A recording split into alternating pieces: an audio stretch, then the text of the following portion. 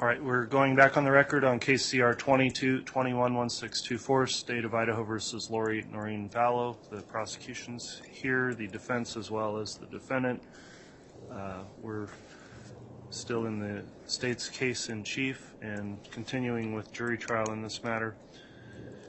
Counsel, before we bring the jurors in, I'll first note all the jurors are present and have signed their juror affirmation for today. We were going through numerous exhibits yesterday and wanting to, I think, clarify the record with the clerks on the exhibits. Are there any matters regarding exhibits that we need to clarify before we get started again with evidence, Mr. Wood? Just briefly, Your Honor, I have provided, yesterday we were missing the court copy and defense copy for Exhibit 68A. That has now been provided, and we'll go over that with Detective Consitis when he gets in. And then we will need to admit Exhibit 82 and readmit 82A. And if the court wants, we can do that with Detective Consitis. Just leave it to the court however you want us to proceed on that. All right. Is 68A, has that previously been admitted? Yes, under 68, which was the business records affidavit for it. It's a Chrysler Capital document. Okay. So if that's we didn't have the court or courtesy copy to the defense yesterday. So. All right, but we did go through on the record and admit the exhibit? Yes. Okay, thank you. So that is there. And then the other two, I'll leave that up to you to offer them then with your witness here, and we'll, I do have courtesy copies, so thank you for taking the time to work through those to make sure we were clear about what's in the record up to this point. Okay, unless there's anything further to bring up before the jurors are brought in, we'll go ahead and have them brought now. All right.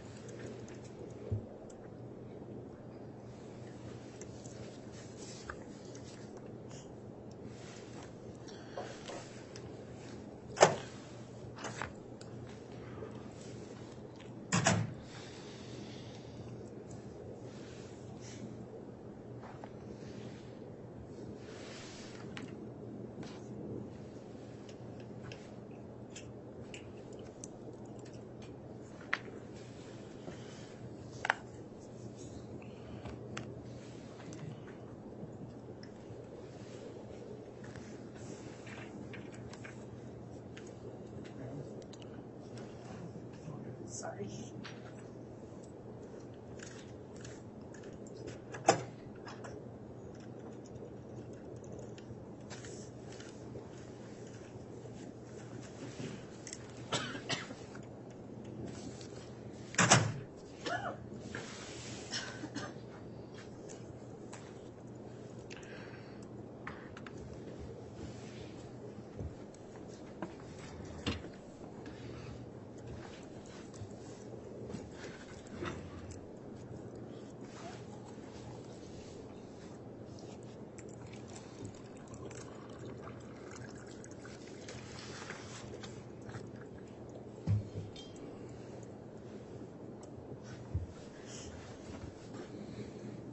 All right, please.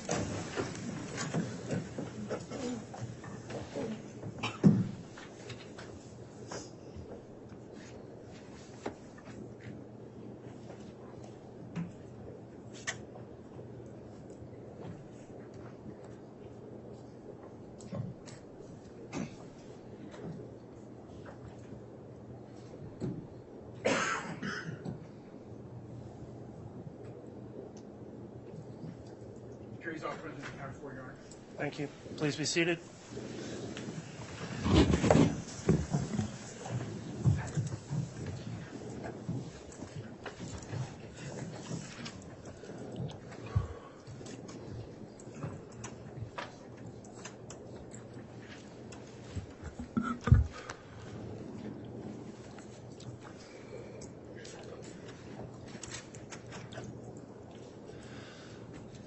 Okay, we're back on the record on case CR 22-21-1624, State of Idaho versus Lori Vallow. The state's continuing with its case in chief. Detective Consitis is on the stand still for direct examination. I'll remind you, you're still under oath for your testimony today. You were sworn yesterday. The jurors are all present and accounted for. Thank you again, ladies and gentlemen of the jury, for continuing to comply with the court's admonishment each day. We received your affirmations this morning and appreciate that. So with that in mind, Mr. Wood, if you'd like to continue with your direct examination at this time, you may. Thank you, Your Honor. To start off with, I'm going to move for admission of State's Exhibit 82. It's an affidavit of records custodian for Blue Sky Property Management.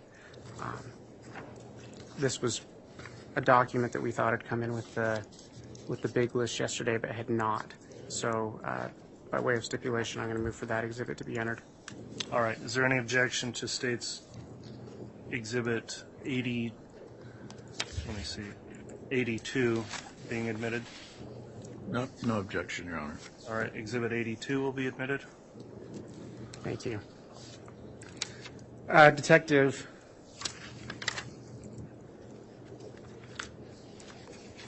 yesterday we had spoken about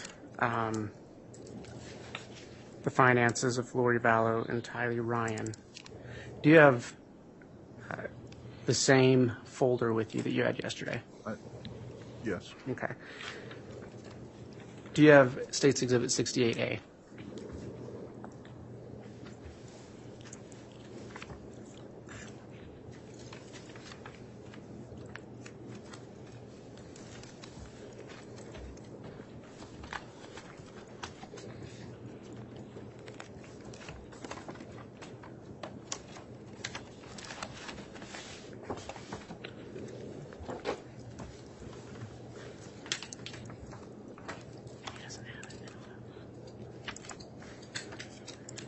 Your Honor, I just ask for the bailiff to be able to hand the witness a copy of State's Exhibit 68A.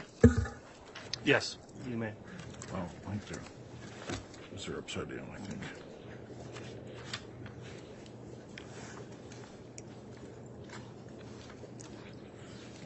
Detective, do you recognize State's Exhibit 68A? I do. What is it? This is the finance vehicle application for a loan for Chrysler Financial, for Charles Vallow, in reference to a purchase of a 2018 Jeep Wrangler. Okay. Your Honor, may I publish for the jury? You may.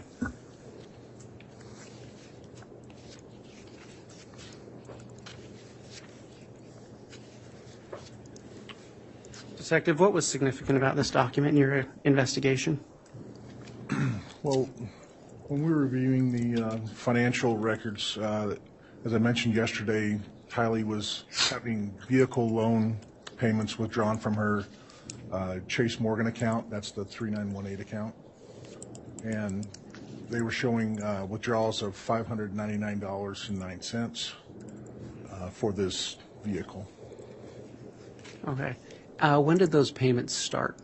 The vehicle was purchased in April, and the first payment that came out from Tylee's account was in June of 2019. Okay. When was the last payment? Well, there were payments for June, July, and August, and those are the payments that were successfully taken out. Okay. What happened after August? Well, as we alluded to yesterday, when the monies for Tylee's Social Security were moved or transitioned from her Chase account into Lori Vallow's personal account, the BBVA account, the September car payment came back as insufficient funds from that Chase Morgan account of Tylee's. And so it was set up on, was it set up on automatic withdrawal? They were. Okay. And so after September, were any payments made on that Jeep? No. Okay. Detective, are you familiar with a Jeep that was seized by the Rexburg Police Department in November of 2019? I am. Is this that same Jeep? This is the same vehicle. Okay. To your knowledge, Was that Jeep ever reported missing or stolen to the Rexburg Police Department? It was not reported to any law enforcement agency that we were aware of. Okay, and to clarify, to make sure I'm clear, the Rexburg Police Department seized that Jeep, correct? Yes, our department seized that Jeep on November 4th of 2019, and the vehicle was in the area of the Rock Creek townhome where Ms. Vallow resided. Okay. Thank you.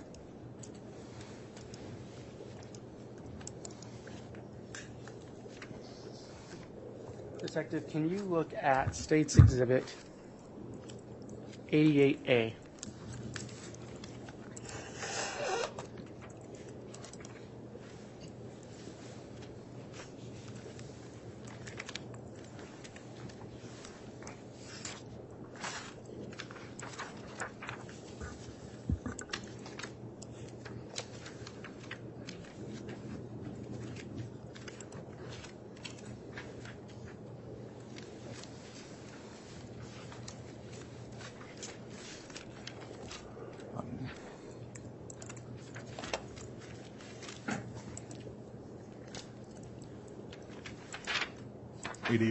Yes.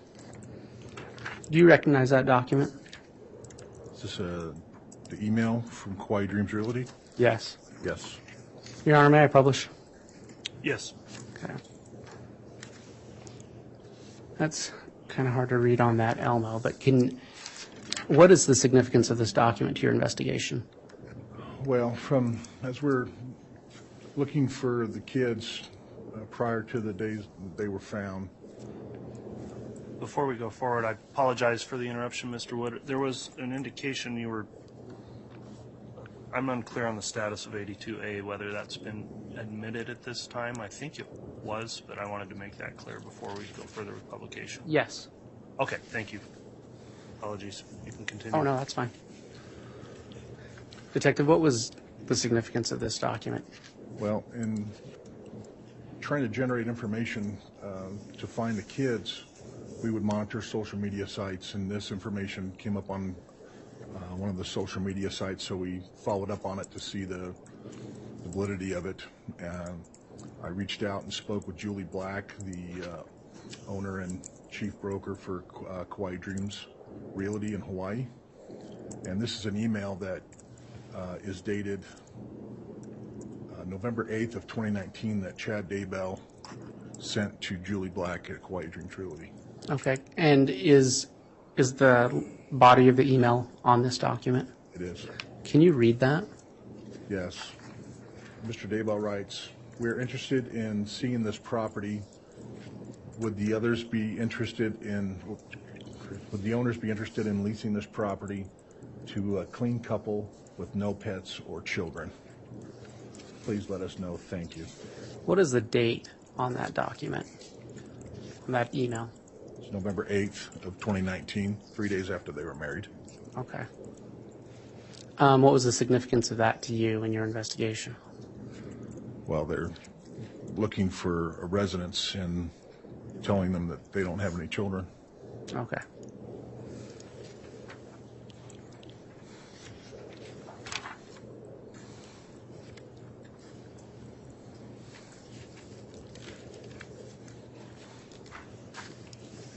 Detective, can you look at State's Exhibit 90A? A.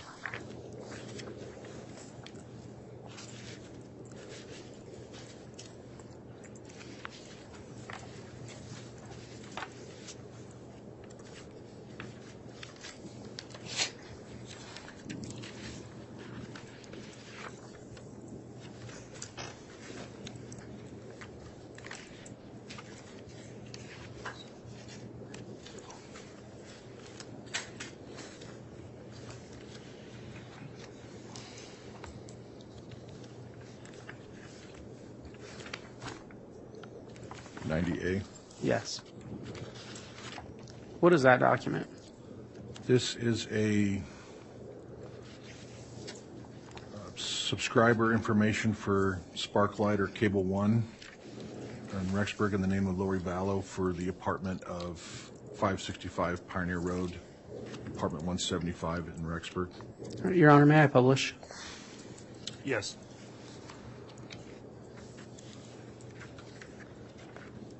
Detective, whose name is on the cover page of that document? Lori Vallow. Is there an email associated with it? There is. Okay. What was the significance of these documents to your investigation? Well, two things stand out. This confirms that they moved up to the area. As it's stated, the creation date for this document was September 3rd, so they had moved from Arizona up. But it also shows that she's living in requesting service subscription for apartment 175 when she, as you recall yesterday on her rental lease agreement, it was for apartment 107. Okay. And who actually lived in apartment 107 pursuant to your investigation? Her brother, Alex Cox. Okay. So just to clarify, Lori Vallow leased apartment 107, Yes, but she lived in 175. correct. Okay. Is there anything else in these documents that are significant? Yes, it shows an IP address established for the account. Okay. Does it show any type of internet history or that aided your investigation?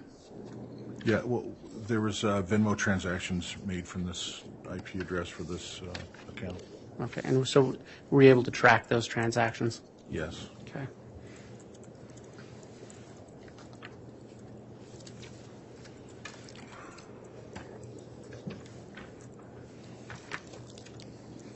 Detective, will you look at State's Exhibit 90B? B is in boy. Okay. What is that document? This is a subscriber account generation for Cable One Sparklight in the name of Alex Cox. Thank you, Your Honor. May I publish? Yes. What is the significance of that document to your investigation? This shows that the subscribing residence was for apartment 107. Okay. Thank you. Was there anything else significant about that document to your investigation? There was IP addresses associated with this account that were used in the investigation. Okay.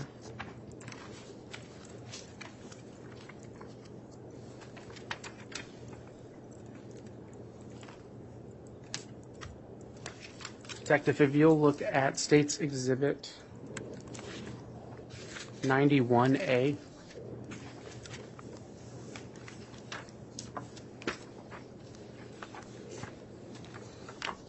Okay.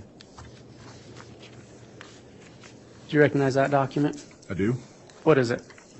This is a document from the Windstream Communications Company in reference to an IP address that we had inquired about. Okay. May I publish, Your Honor? You may.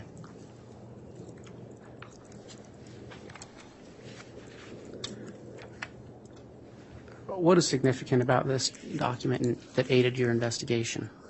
Well, we had learned that Tylee's Venmo account was used and an IP address associated with it was documented. So we followed up on that, and we learned that the IP address was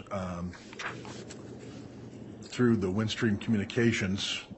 And when we contacted them, they say that yes, they are in charge of issuing IP addresses through their communications company, and the IP address specifically was issued to the Residence Inn Airport in Kansas City, Missouri. Okay. And why was that important for you to know?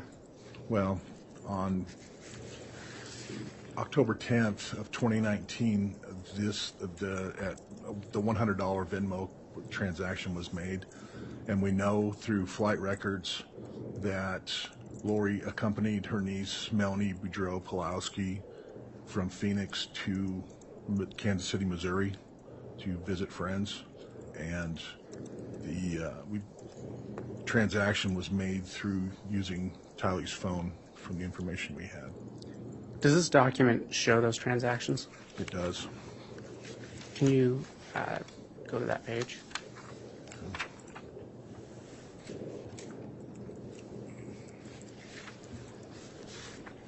What does this document show? These are recorded Venmo transactions to Tylee Ryan's account. Made from that IP address that you were discussing? Yes, on 1010, the third row down, it shows $100 sent to Kobe Ryan with the message, "We love you." And there's the IP address there. That is the same IP address that we were able to validate from the Kansas City, Missouri residence in.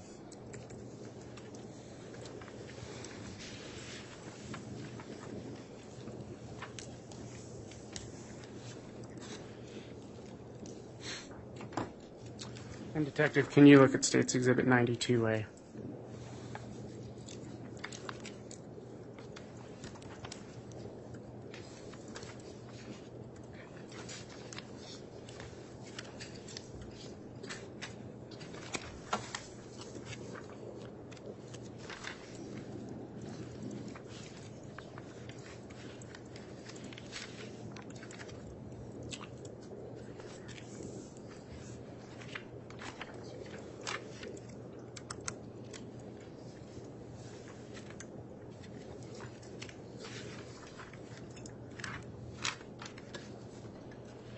Apologies.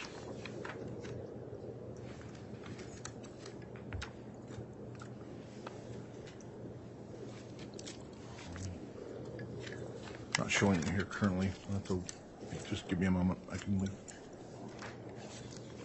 Your Honor, may I publish it for the detective to see? Yes. Detective, do you recognize that document? Yes. What is it? This is the folio that we obtained from the residence in the name of Melanie Boudreau, and this confirms that our information that with the flight information that they were in Kansas City. Okay, and can you remind the jury who Melanie Boudreau is? Melanie is the niece of Lori Vallow. Okay, and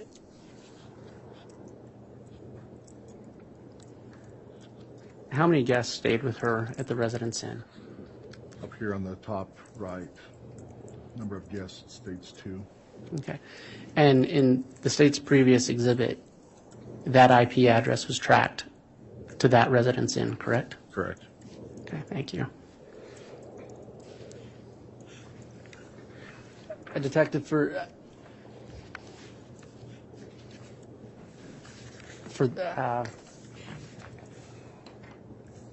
how would that IP address be located, or what was the significance of that IP address being located there? Well, we know that, if I understand your question correctly, we know that through our investigation that Tylee and JJ didn't make that trip. Okay. And it was issued to, I think it was used on Tylee's phone. Okay. Thank you.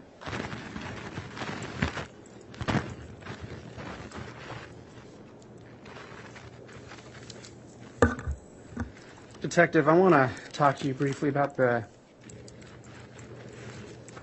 beginning of your investigation. At any time, did you engage in any type of search for pharmaceutical records for J.J. Vallow? Yes. What was the purpose of doing that? Well, in cases, missing person cases and things, if we have a general idea of where a person had lived or is living, we can inquire to the state or area to see if there was any prescriptions that were filled. It's a tool or resource we use in law enforcement. Okay. And is that a way to locate an individual? Yes. Okay. And do you do that through a state agency? We do. Okay. What's the process for doing that? We reach out to the, it's in Idaho, it's the state prescription monitoring program. Each state has a variation of the same thing. We'll reach out to them, and we will submit our request, and they will run checks for the information we submit. Okay. And what states, did you do this search with states other than Idaho? Yes. What states did you do that with? I inquired to Arizona, the state of Hawaii, and the state of Montana. Okay. Did you find any records of prescriptions being filled in any of those states? No, not for the time frame Okay. that we were inquiring. What was the time frame that you asked those states to look at? It was for 2019. Okay. Detective, will you look at State's Exhibit 94A?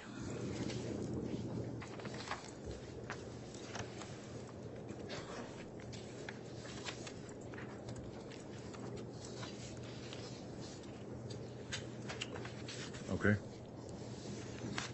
It's a little hard to read, but can you turn to the page marked 1 of 2 regarding J.J. Vallow? And, Your Honor, may I publish? You may.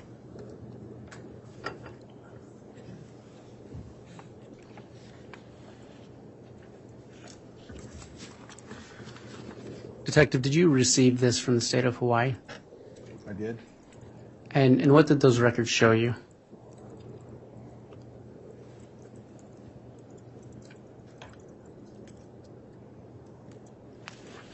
Having trouble seeing in the lighting to read this, so. The writing's small.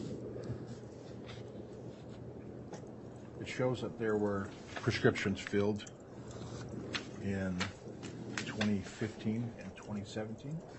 Okay. But were there any prescriptions filled in 2019 for J.J. Vallow in Hawaii? No. Okay. Did you do a similar search in the state of Montana? Yes. Why would you do such a search in Montana? Early investigation, there was, I believe it was a tip that was called in, and we followed up on that the children may be possibly being held in a compound in Montana. Okay. And so was this was an effort to follow up on that tip? Correct. Will you look at State's Exhibit 95A?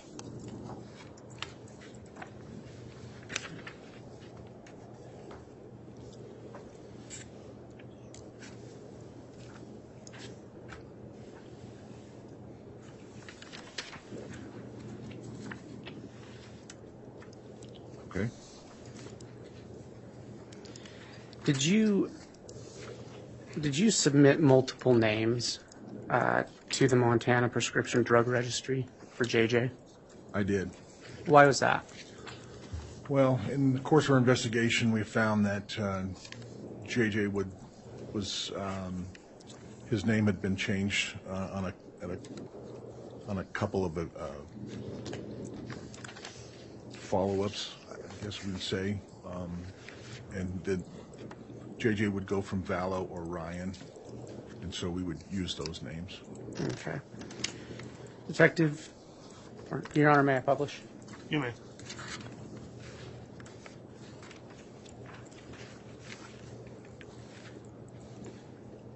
Do you recognize that document? I do. What is it? This is the paperwork we received from the state of Montana from their prescription monitoring program in the name of J.J. Ryan. Okay. Were any prescriptions found for J.J. Ryan in Montana? No. Okay, I'm going to go to the next page. Were any prescriptions found for Joshua Jackson Vallow in Montana? No. And were any prescriptions found for Joshua Jackson Vallow? No. Okay.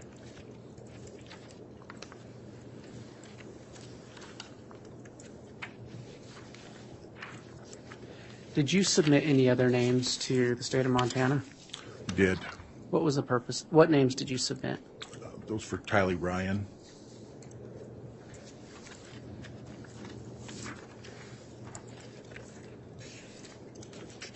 Were there any medications found for Tylee Ryan?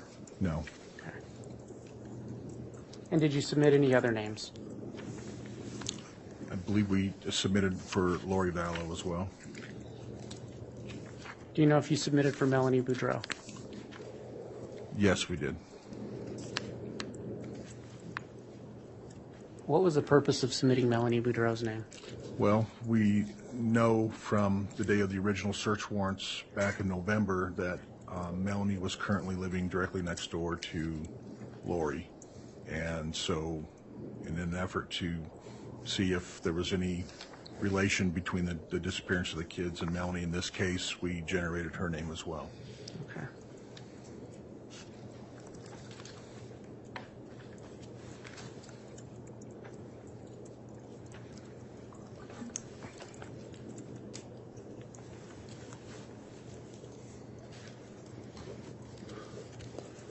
Detective, did you submit a request to the state of Arizona? I did. Can you look at State's Exhibit 93A?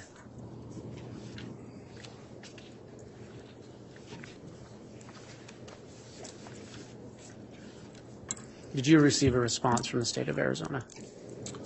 I did. What was that? This was just notification stating that the Department of Arizona prescription monitoring program, there's no record of narcotics or opioids being prescribed to any of the parties that I listed in the email. Okay, and to your, pursuant to your conversation with Arizona, do they check for, does their drug prescription registry check for drugs that are not narcotics or opioids? They do not. They only track the opioid-based drugs. Okay.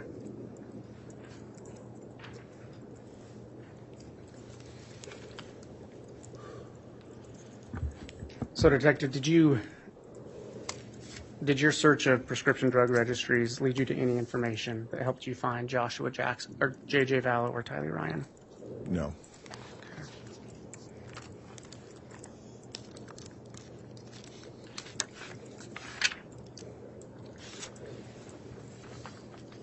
Detective, can you turn to State's Exhibit 96A?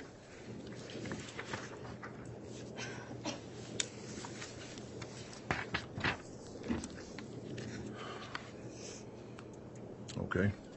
Do you recognize that document? I do. What is it?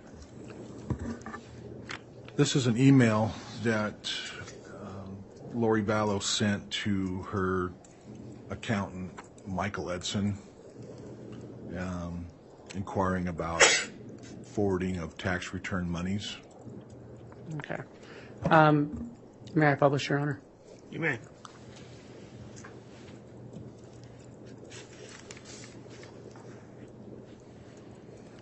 Detective, what was significant about that document to your investigation?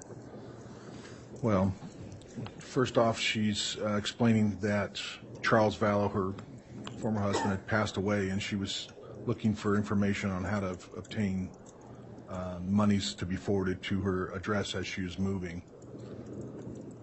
In and of itself, it appears just to be a normal exchange of information that she's requesting, but if you look at the date and time, that's the part that stands out to us as the investigators. And why was that? Why was the date and time significant? Well, the date of the email sent was September 9th, and pursuant to our investigation, we believe Tylee was killed between the 8th and 9th of September. And the time on the email that was sent was 5:03 p.m. So this is just hours after Tylee was, we believe, buried in the backyard of Chad Daybell. Okay. Your Honor, I'm going to object for speculation. I think we're guessing here. I'd move to strike.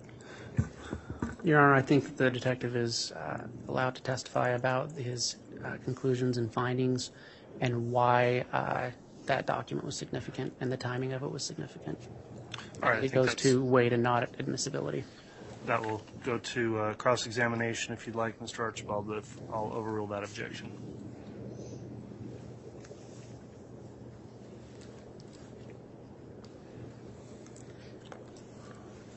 Detective, can you look at State's Exhibit 98A?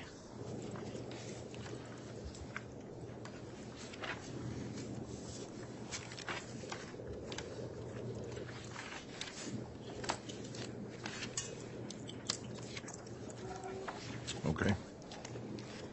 You recognize that document? Yes. What is it? These are the documents from American Airlines. They're all flight records that we received when we submitted our search warrant. Did you find any search history for Tylee Ryan or J.J. Vallow or Lori Vallow in these documents? Yes, there was flight history for both Tylee and Lori. Tylee flew in to Hawaii twice. I mentioned yesterday as well, in February and in March. She flew to Hawaii, and Lori had traveled multiple times on American Airlines. There was no record of JJ flying American Airlines at all. Okay. And what was the time frame in which you did this search? We requested our search from the 1st of January to 2019 through the current date of the search warrant. And do you recall what that was?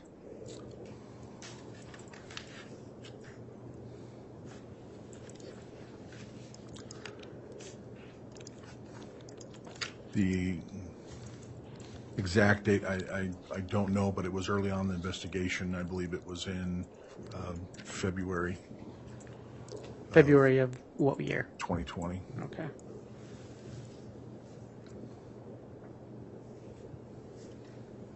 So just to clarify, you found two flights for Tylee Ryan to Hawaii Yes. and multiple flights for Lori Vallow. Yes. Were any of those flights of Lori Vallow of any interest to you?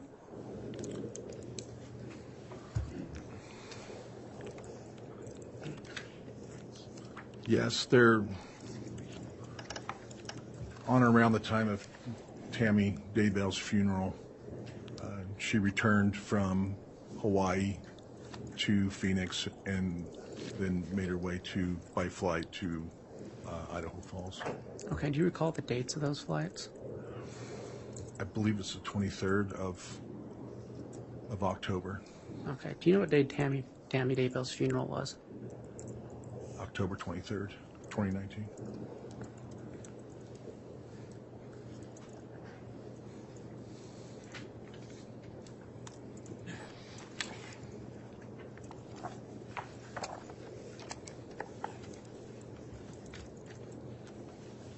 Detective, can you look at State's Exhibit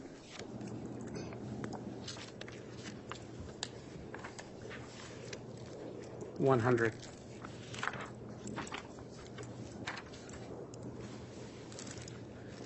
May I inquire of the clerk, did State's Exhibit 100 get admitted into evidence?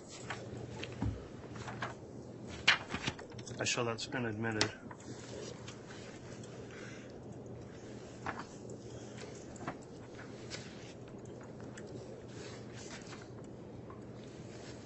Do you have State's Exhibit 100? I do. It's a business records affidavit. Your Honor, I need to briefly inquire of defense counsel for one moment, if that's all right. All right, after you've done that, let's have a brief sidebar as well. There's a couple of issues on the exhibits I want to discuss Yep. with counsel as well.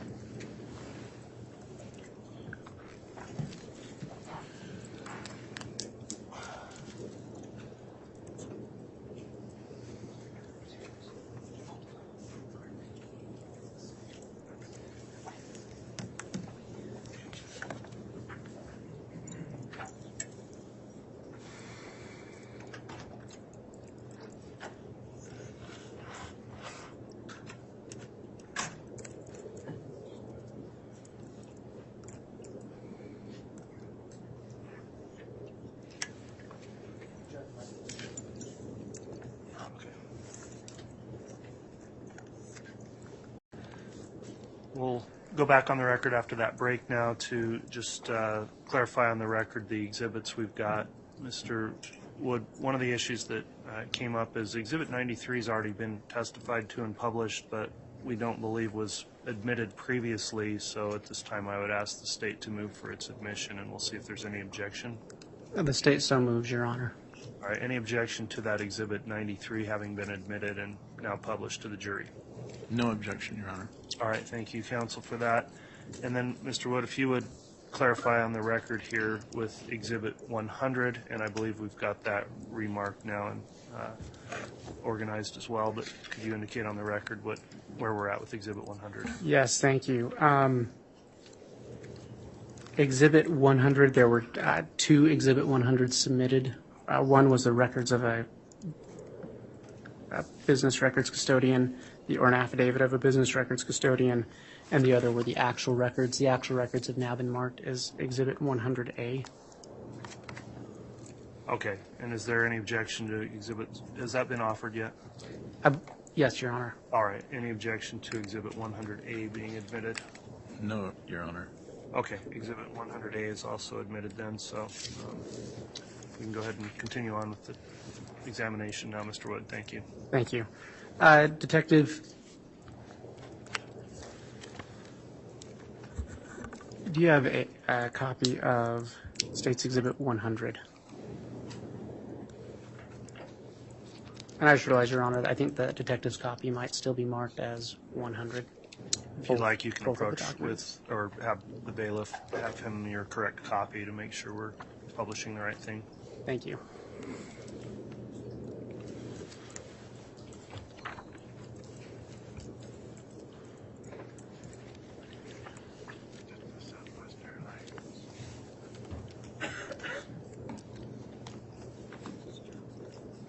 Detective, do you recognize State's Exhibit 100A?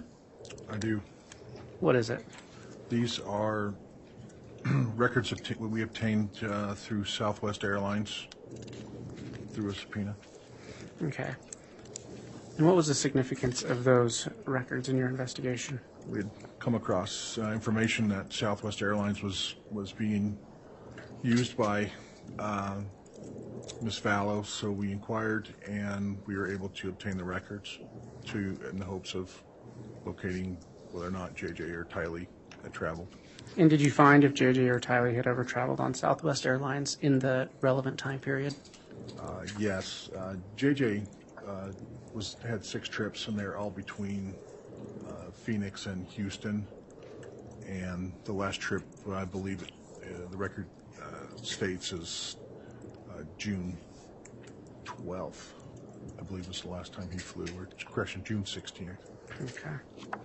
But no flights after that for JJ Vallow? No flights after that. Did you find any flights for Tylee Ryan Did not. on Southwest Airlines? Okay. Thank you.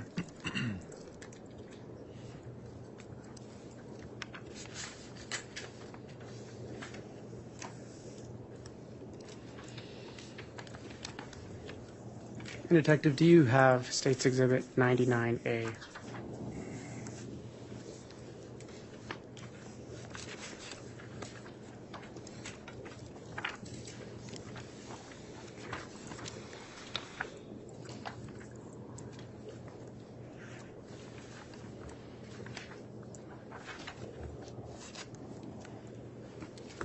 Yes. What is State's Exhibit 99A? These are flight records from Allegiant Airlines that we obtained through the issuance of a search warrant. Okay, and what was the significance of these records to your investigation?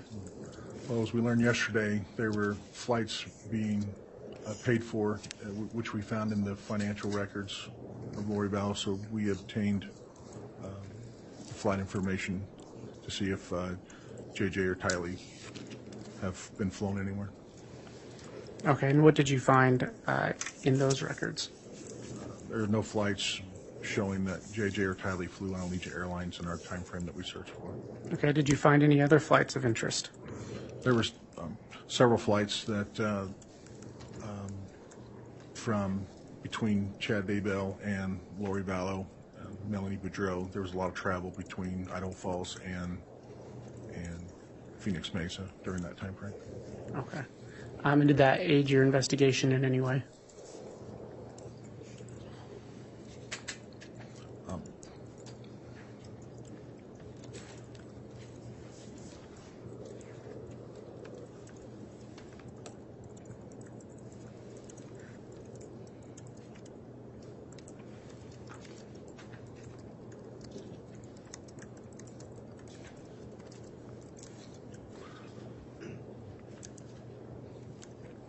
I can think of nothing else at this time. Okay.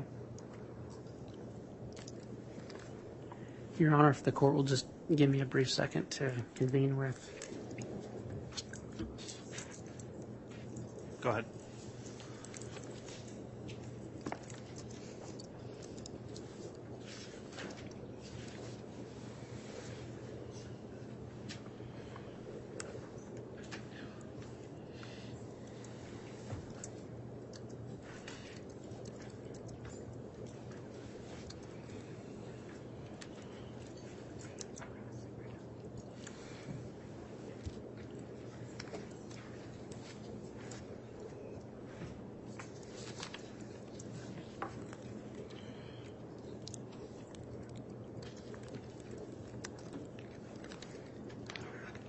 I apologize, Your Honor. If you could just give me one moment.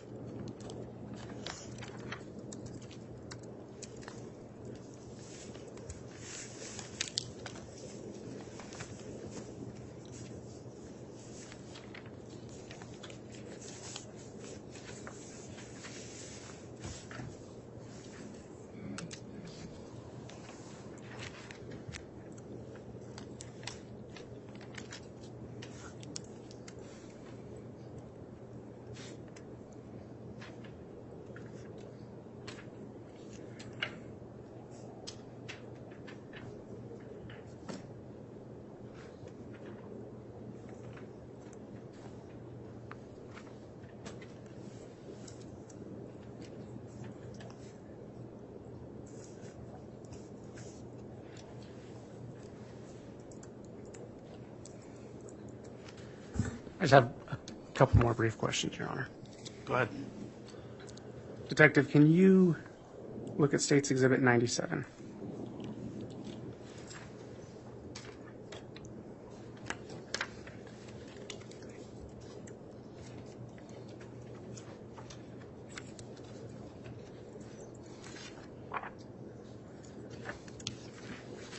I would note, Your Honor, that 97 came in both as the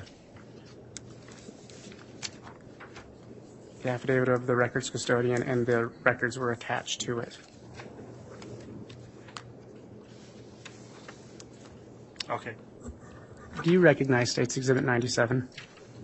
Is this the Etsy? So it's a document from Etsy. Correct. A document from Etsy? What is Etsy? It's an online store you can purchase items through. They're not too familiar with them as I've never used them, but I understand you can use them to purchase items and they'll mail them to you. Okay. Can you turn to the second page marked? It's shown as Exhibit A. Okay. And may I publish, Your Honor? You may. Detective, what does this document show? It shows that on August 15th,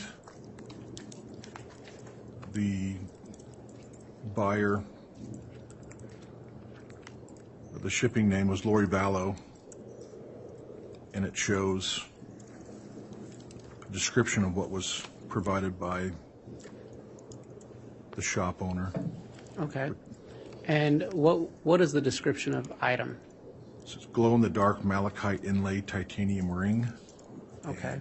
Glow-in-the-dark malachite inlay titanium ring, both 8 millimeters. And what is the... Okay. Glow-in-the-dark malachite inlay titanium ring. Detective, for the record, will you spell malachite? M-A-L-A-C-H-I-T-E.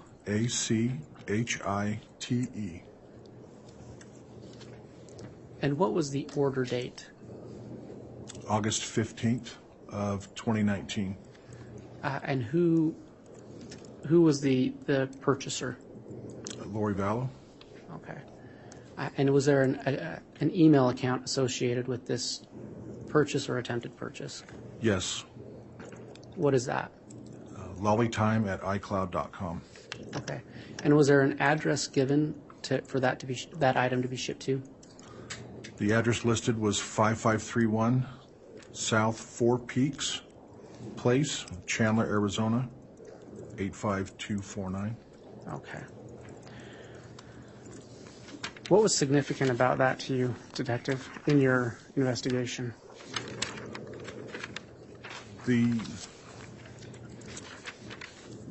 On the bottom column, if it's still up on the screen, and there's a credit card that was used that ended in, on the very loud bottom there, 7213, which is a card for Lori Vallow. The card was ultimately declined. Okay. Is there anything else significant about that purchase or attempted purchase? It's that they appeared to be wedding rings. Okay.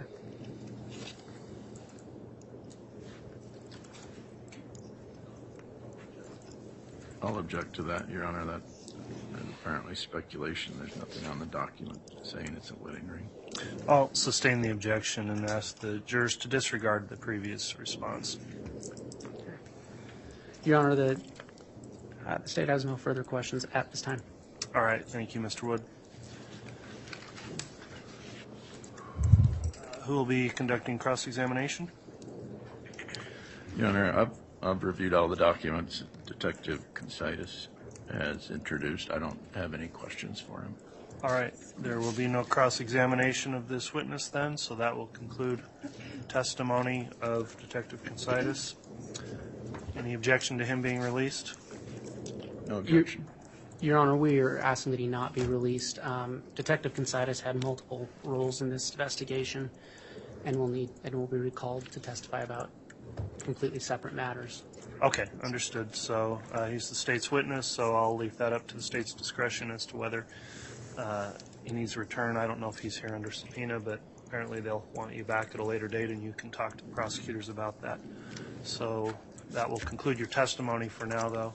I will remind you then, if you are to be recalled, I'll be hopefully remembering, as I have with every witness, to ensure that you have not followed any further trial testimony in the interim. So please abide by that if you're going to be recalled.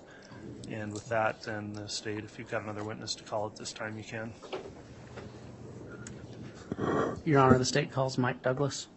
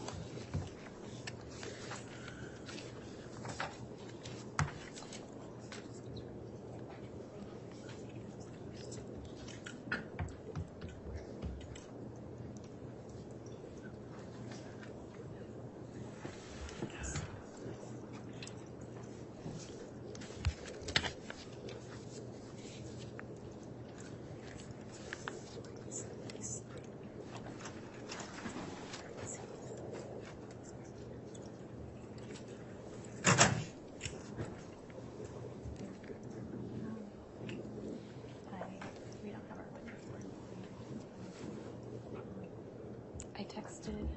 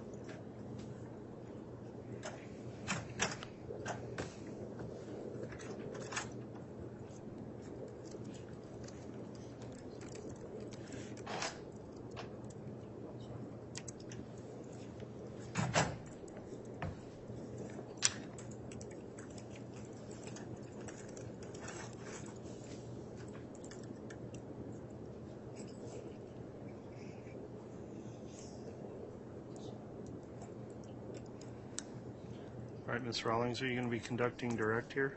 Yes, I am. For Mr. Douglas, and maybe this would be an appropriate time.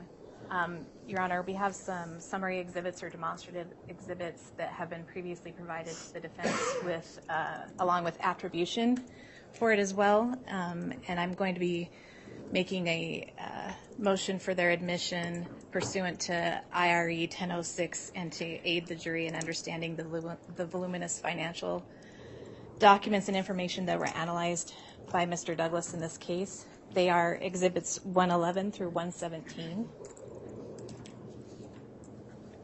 And I believe that I emailed the court and counsel a copy of everything Saturday afternoon.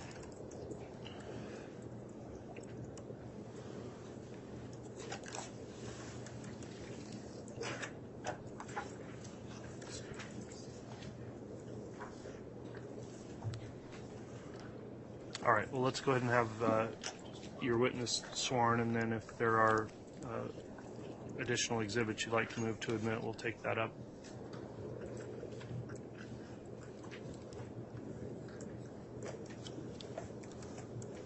Do you solemnly swear or affirm that the testimony you're about to give will be the truth, the whole truth, and nothing but the truth, so help you God?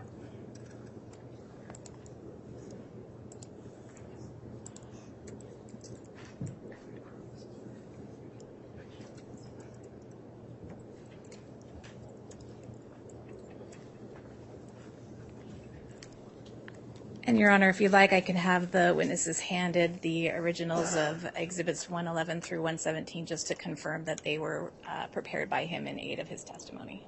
All right, before that, let's get started here. The witness has now been sworn. I'd first like to inquire, have you, Mr. Douglas, reviewed any of the trial testimony before coming in today, or listened in on the trial, or observed it in any way? No, Your Honor. Okay, thank you for that.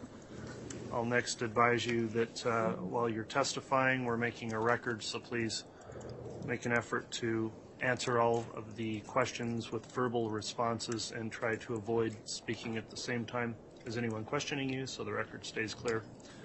So with those rules in mind, then I understand the state request to have the witness provided with copies of certain exhibits. Is that correct, Ms. Rawlings? That's correct. I believe defense counsel is just confirming they are the same ones.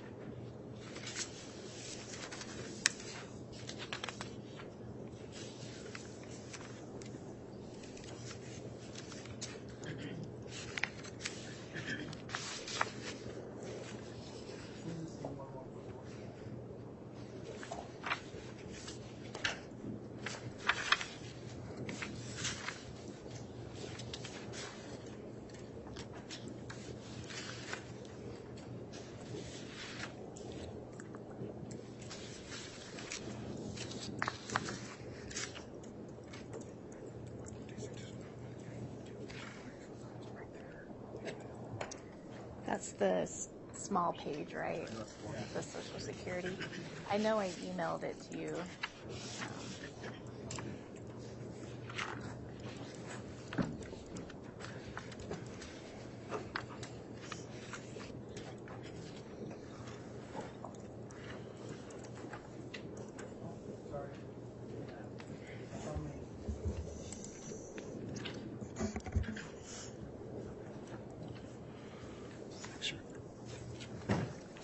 Mr. Douglas, if you'll just look through those and confirm that they are the same summary or demonstrative exhibits that you prepared in aid of your testimony today. Yeah.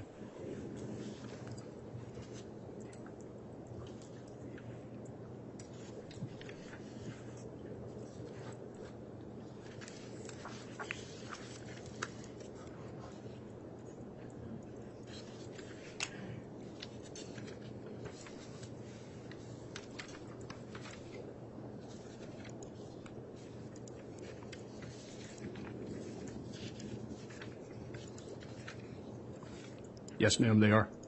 All right, Your Honor, and I will move for the admission of those summary exhibits pursuant to 1006. All right. Well, I've looked at these, so I want to take them up individually. So starting with Exhibit 111, which does appear to be a summary that may qualify under 1006 of the Rules of Evidence. Does the defense have any objection to that being admitted? Just if this witness can testify that these were prepared by him and what he relied upon to prepare these summaries. All right. I think that's appropriate to have additional foundation if there's a question as to 111. Okay, thank you, Your Honor. Agent Douglas, with regards to Exhibit 111, could you please look at that? Yes, ma'am. And for the record, I should state that I'm a forensic accountant, not a special agent. Okay. Just to make sure that's clear for the record. Okay, thank you. And did you prepare Exhibit 111? I did. What documents did you rely on in preparing Exhibit 111? So as noted down at the bottom, Tylee had a JP Morgan Chase account that ended in 3918. This was a joint account with Ms. Daybell. And then the following, towards the end, the marks that are in the green and the red, Tylee later had a bank account with BBVA that ended in 5794. And due to Tylee being a minor again, Ms. Daybell had to be a signer on the account. All right, and were you provided information or bank account information by Detective Consitus with the Rexburg Police Department? Yes, ma'am, I was. Your Honor, I believe that information was relied upon by Agent Douglas in preparing these exhibits. All right, with that additional foundation, any objection to Exhibit 111 being admitted? No, Your Honor. All right, Exhibit 111 is admitted as a summary to prove content under Rule 1006. Your next offered exhibit is 112, which is a timeline. What's the offer on that, Ms. Rawlings? Thank you, Your Honor. And I should also mention that I provided the defense an Excel spreadsheet, and I believe the court also received a copy of the Excel spreadsheet showing all of the account information and attribution and foundation for Mr. Douglas's preparation of these timelines.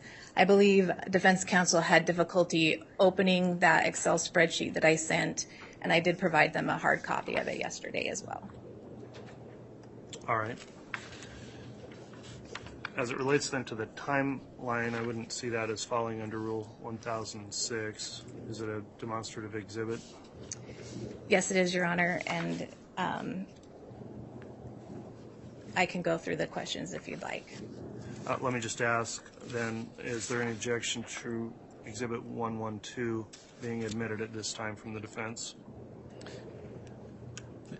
I don't believe I heard this witness say that he's the one who prepared it, relying upon what information. All right, if you'd like to ask some foundational questions, you can. Thank you, Your Honor. Mr. Douglas, in preparation for your testimony today, with regard to Exhibit 112, what is that? Can you identify that? This is a timeline relative to Tylee and events that happened in her lifetime from the death of her father, Joe Ryan, going forward. Okay. And did you personally prepare this exhibit? I did. Did you prepare it in aid of your testimony today? I did. Did you prepare it in an effort to aid the jury in understanding all of the financial information you analyzed? Yes, ma'am. Your Honor, I'd move for the admission of Exhibit 112. All right, any objection as to 112? No, Your Honor. Very well, Exhibit 112 is admitted as a demonstrative exhibit. Let's next look at the Exhibit 113, which is also a timeline. Madam Prosecutor, if you'd like to inquire, you may.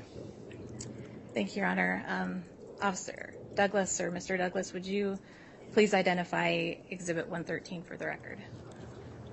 This is a chart or timeline that I noted as events that happened in JJ's lifetime from the passing of Charles Vallow moving forward in his lifetime. Okay, and did you personally prepare that exhibit? Yes, ma'am. And did you rely on information and financial account information that you received from Detective Considas to prepare that document? Yes, ma'am. Did you prepare that document to aid the jury in understanding the financial accounts and information that you analyzed as part of your work on this case as a forensic accountant? Yes, ma'am. Your Honor, I'd move for the admission of Exhibit 112. I think that's 113. I'm sorry, 113. Any objection on 113 being admitted? May I ask a question in aid of objection? You may. Mr. Douglas, on your timeline here, you have dates that Tylee is killed and JJ is killed. Is that part of your accounting, is to figure out when the dates people died, or was that information told to you? That information was told to me, sir. Okay. So if those dates aren't correct about the dates that the children were killed, is all the other information on your sheet correct? Yes, sir. Okay. Your Honor, for demonstrative purposes, I don't object to the exhibits. It's based upon what others told him as well. All right. Without objection then, and with that in mind, the court does find that it's allowable as a demonstrative exhibit, and so Exhibit 113 is admitted. Let's next look at Exhibit 114, which was offered. You can inquire as to that as well now, Ms. Rawlings. Thank you, Your Honor. Mr. Douglas, can you identify Exhibit 114 for the record? Yes, ma'am. These are Social Security payments received by Ms. Daybell after the passing of the children, or the dates given for the passing of the children. And did you prepare that document yourself? I did. Did you prepare it as an aid or summary for the jury for demonstrative purposes? Yes, ma'am. Your Honor, I'd move for the admission of Exhibit 114. Any objection on 114?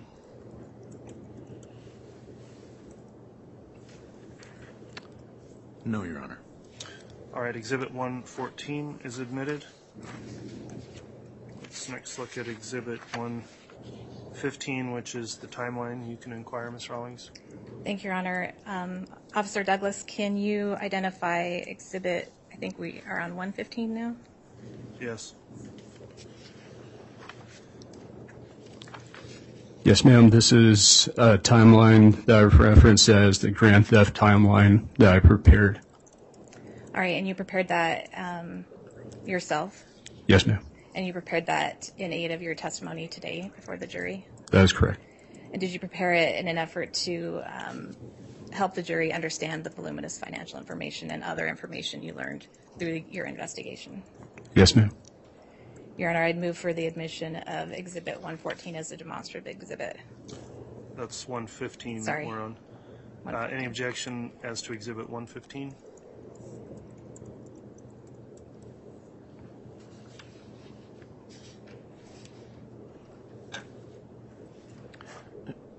May I ask a question in aid of objection? Yes. So, Mr. Douglas, again, you're relying on information told to you from the police as to dates of death of Tylee, JJ, and Tammy. That is correct. So that's not part of your forensic accounting, is to figure out when and where people died, but that was information that was told to you. Yes, sir. With that explanation, Your Honor, I don't have any objection to the exhibit. All right, then Exhibit 115 is admitted as a demonstrative exhibit. There's another timeline that's Exhibit 116. If you'd like to inquire on foundation for that, you may. Thank you. Mr. Douglas, can you identify Exhibit 116 for the record? Yes, ma'am. That is a timeline of the life insurance relative to Miss Tammy Daybell. And did you prepare that in aid of your testimony today? I did. Did you prepare it as an aid to assist the jury in understanding the financial information that you analyzed in this case? Yes, ma'am. Did you rely on other information from other law enforcement officers in preparing this exhibit? Yes, ma'am. Your Honor, for demonstrative purposes, I would move to admit Exhibit 116. Any objection as to 116? For demonstrative purposes, I do not object. Okay. Exhibit 116 is admitted as a demonstrative exhibit. And then finally, there was Exhibit 117 offered. And if you'd like to ask foundational questions, you may. Thank you, Your Honor. Mr. Douglas, for the record, can you identify Exhibit 117? Yes, ma'am. This one I tiled the Venmo activity, and I prepared this in aid of my testimony today. Thank you. And you prepared that yourself? Yes, ma'am. You prepared that to assist the jury in understanding the financial information you analyzed? I did.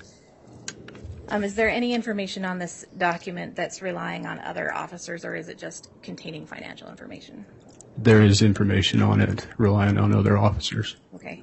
And so you included information that you learned through your contact with other law enforcement in this investigation? That's correct. Your Honor, for purposes of demonstrative, for a demonstrative exhibit, I would move for the admission of Exhibit 117. Any objection as to 117? No, Your Honor. Okay, thank you. Exhibit 117 is now admitted as well. You can continue with any direct examination at this time, then, Ms. Rawlings. Thank you, Your Honor. Can I also ask the court to pull previously admitted Exhibits 64A and B? I'll need those shortly. Yes. Okay, we'll work on getting those ready. All right. Thank you. Mr. Douglas, will you please state your name and spell it for the record? My name is Michael Douglas, Michael Douglas, Douglass. And where are you employed? With the FBI. What is your job title with the FBI? I'm a forensic accountant, ma'am. Okay. What does a forensic accountant do? A typical day-to-day is research and analyze financial records, hold interviews, and testify. Can you describe in more detail the work you did in analyzing the financial data in this case? So regarding this case, I reviewed nearly 80 bank accounts to include credit card statements for multiple individuals in this case. Okay. Can you name some of the individuals that you analyzed the bank accounts? Miss Daybell, Chad Daybell, Alex Cox, to name a few, ma'am. Okay, thank you. I'm going to ask that you be handed, it's been previously marked as States Exhibit 64A and 64B.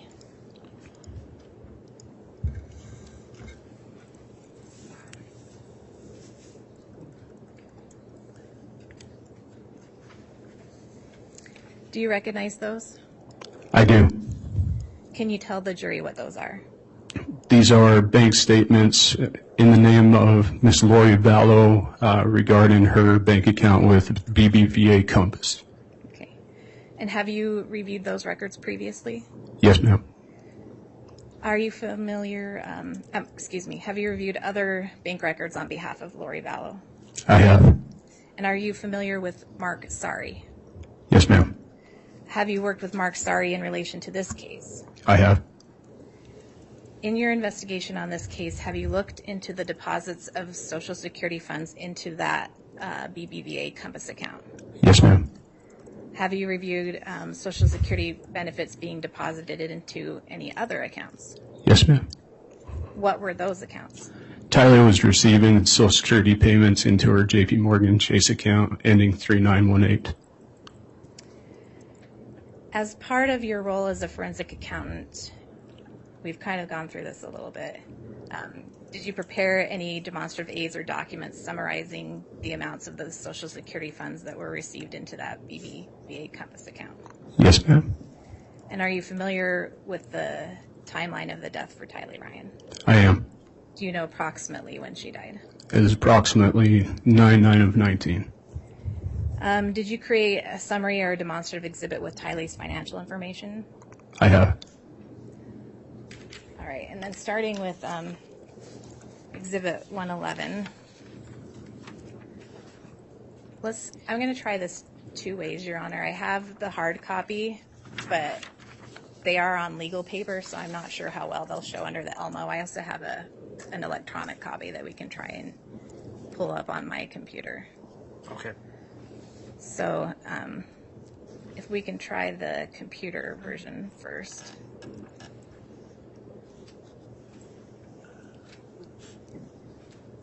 The only thing is that I think that it will show if I switch screens. Yes, it will.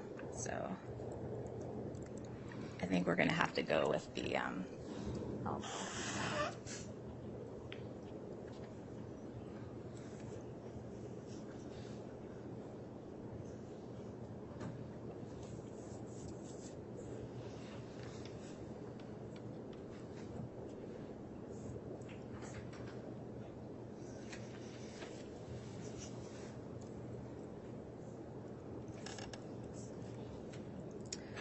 All right.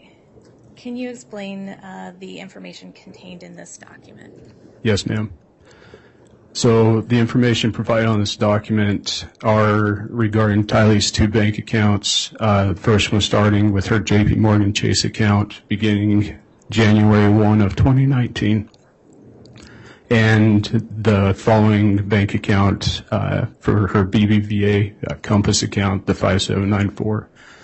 Prior to August 2019, the expenses as they can be seen on here for Tylee's pattern of life are between about 30 to 70 transactions.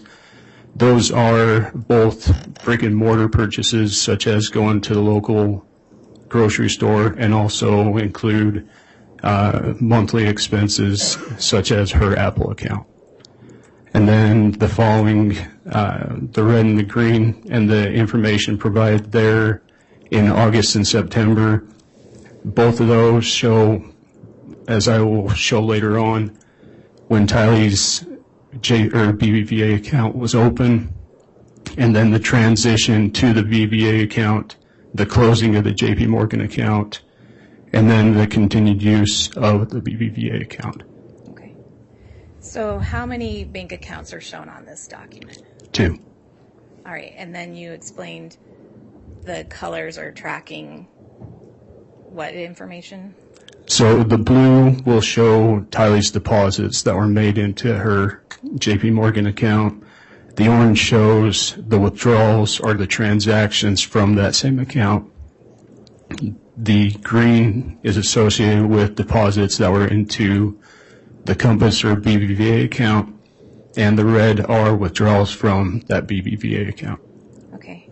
And what account did Tylee's Social Security payments from the death of her father, Joe Ryan, get deposited into initially?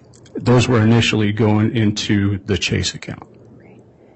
And how did Tylee manage her money when she had access to her JP Morgan Chase account? Tylee was responsible with her money. I never saw her have one negative balance. Were any automatic payments set up for Tylee's account, for the JP Morgan account? She had 2. She had her Jeep payment as well as her T-Mobile payment. Okay. And did you create a timeline referencing the major financial and other events for Tylee? Yes, ma'am. Your Honor, may I publish Exhibit 112? You may.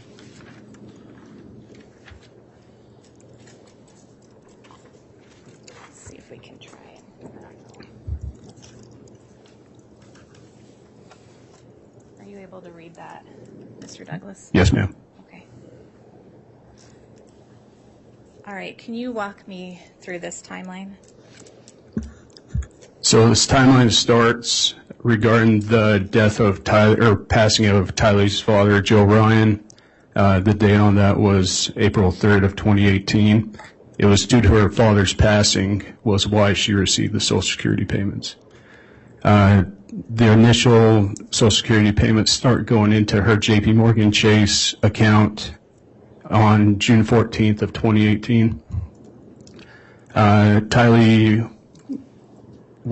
We found in Tylee's records, or I found in Tylee's records, that she had payments to a GED program, researched that, and we found that Tylee had received her GED, and the passing date was October 12th of 2018. This BBVA account that you handed me earlier, Ms. Vallow's or Ms. Daybell's, was opened October 23rd of 2018. Joe Ryan held a life insurance policy, and the records that we obtained showed that death benefits were provided and paid into a bank account held by Ms. Daybell to the tune of just about $65,000. That deposit was October 26th of 2018. Also in Tylee's bank records, we found deposits from J&S Investments. Research found that belonged to her uncle, Dr. Jeff Shiflett. She worked for him for a couple of months. So she was having deposits into her account from Dr. Shiflett starting December 10th of 18.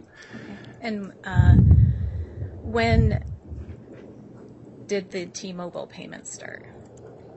The T-Mobile payments started, as far as the records they provided to us, February 25th of 19. Okay. And just, if you'll continue walking through that timeline. Okay. As I noted earlier, Tylee had her Jeep. Charles Vallow helped her purchase that Jeep. He's the co-signer on the application. And her initial payment for the Jeep came out June 3rd of 2019, again from her J.P. Morgan Chase account. And then following month, July 11th, is the shooting of Charles Vallow by Mr. Cox. A week later, there was a text message that was discovered between Ms. Vallow, or Ms. Daybell and Mr. Daybell about the receiving of $4,000 Social Security funds, but not receiving a life insurance payment or life insurance policy. The following week, we noticed that this was the last payment of Tylee's Social Security funds into her J.P. Morgan Chase account. Can you just say the date for the record? July 24th of 2019. Ms. Vallow had a $2 million life insurance policy. The records provided per the insurance company showed that on August 12th, Ms. Vallow had changed that policy to her son Colby to be 100% beneficiary. Yeah. On August 14th was the date that we received, or per the application that we received from the rental company that Ms. Vallow had applied for her apartment in Rexburg. And per this application, Ms. Vallow states that she's receiving $5,740 Social Security funds. And did that track with your review of the financial information for the Social Security? No, ma'am. No. On August 16th, of 2019, Tylee's Social Security payments had been changed to be deposited into Ms. Vallow or Ms. Daybell's BBVA account ending in 3229.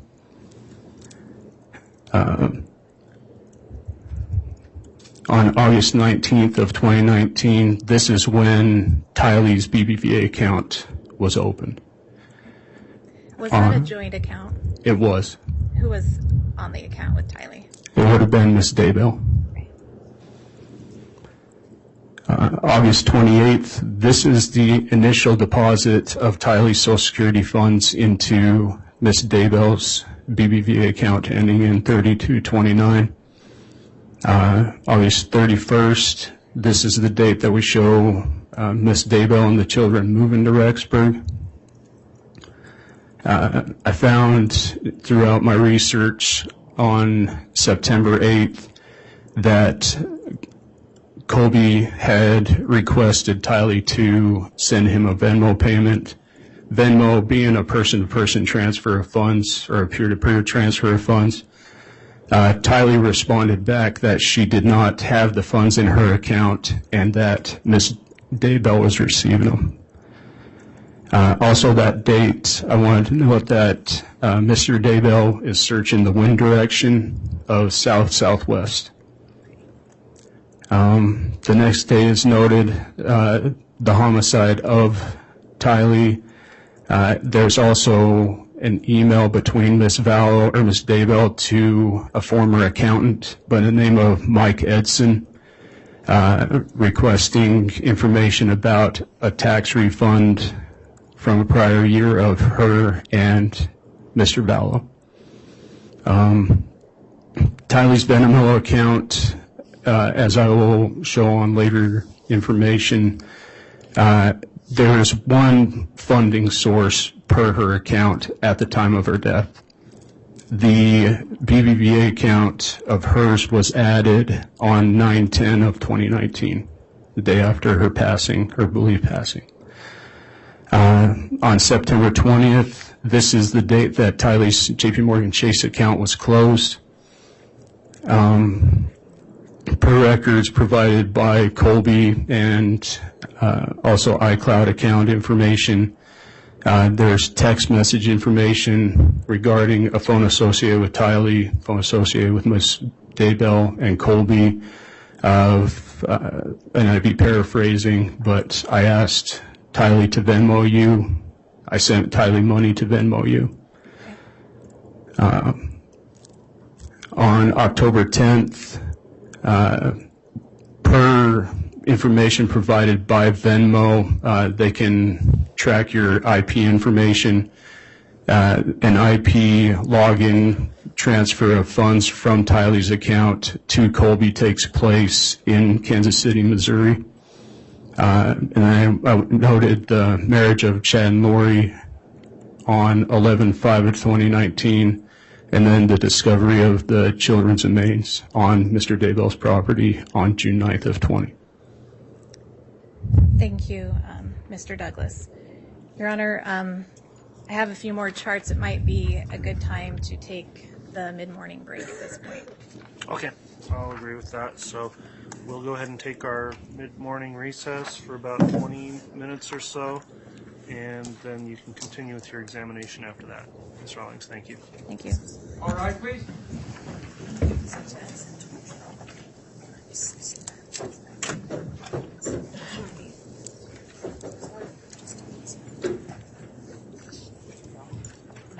Yeah, I don't need it. Both anymore.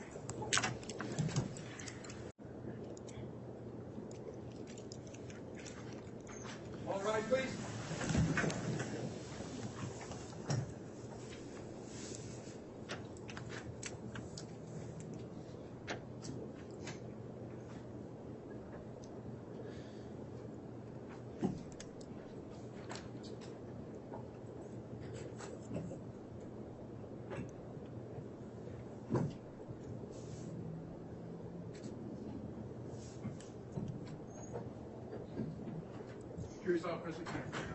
All right, thank you. Please be seated.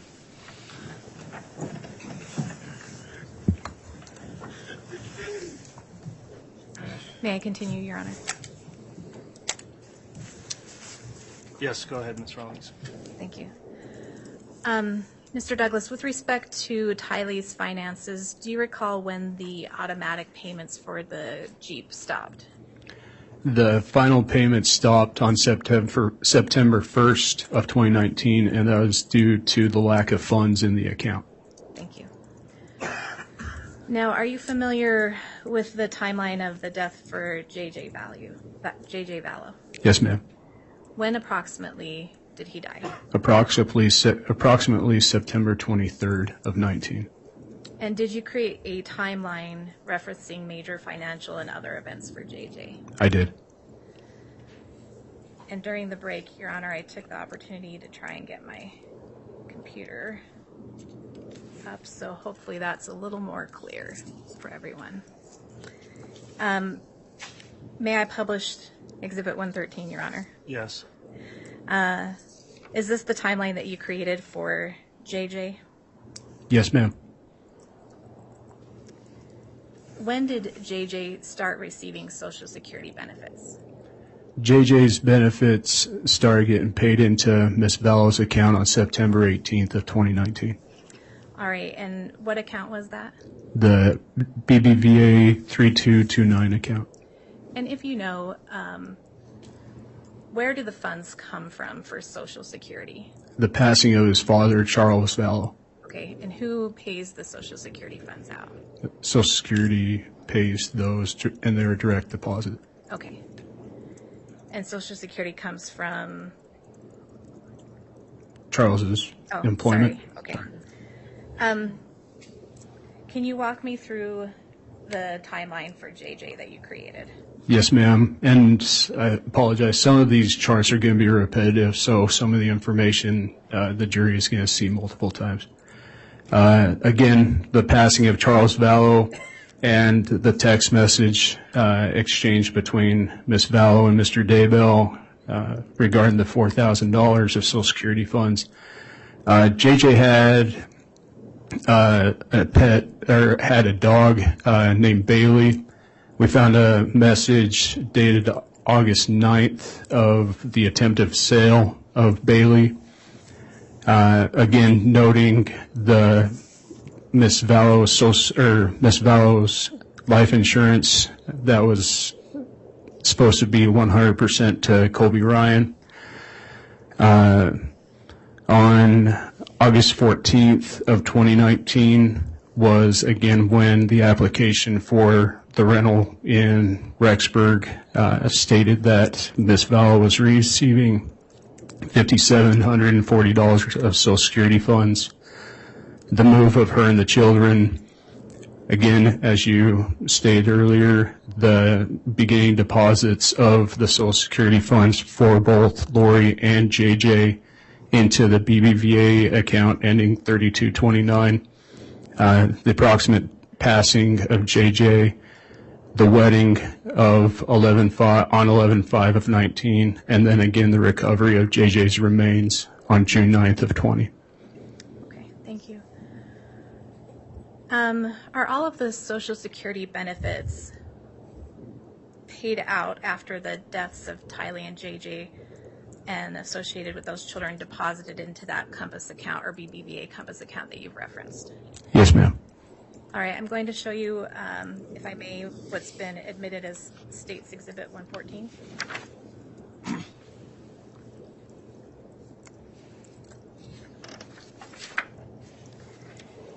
Do you recognize that document? I do. Let me see if I can get it a little bit. Zoom in a little bit more.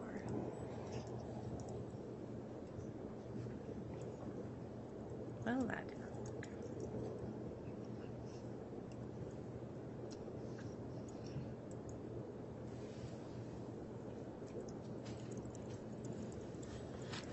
Okay. Did you prepare this document? I did. And you prepared this document in the course of your work as a forensic accountant? Yes, ma'am. And can you tell the jury what the contents of that document are? So these are reflective of the payments that were paid into Ms. Vallow's BVA Compass account ending 3229. The transactions were labeled as such under those SSA Treasury 310, and then also labeled the TSC Treasury 449. These are payments that were deposited into Ms. Vallow's account a month after the passing of the children. And can you just note for the record the dates on those? Yes. Tylee's payments were different dates than JJ and Ms. Vallow's. Tylee's payments were October 23rd of 19, November 27th of 19, December 24th of 19, January 22nd of 20.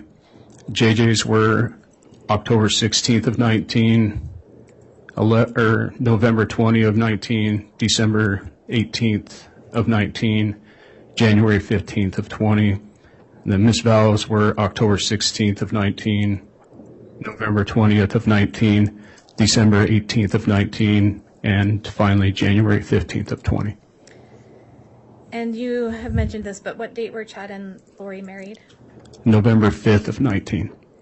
And can you tell me how many payments were received into Lori Vallow's Compass account on behalf of Tylee Ryan after her death? 4. And what was the amount of the Social Security payment for each month that was received for Tylee Ryan? So in October through December of 19, she received $1,859 a month.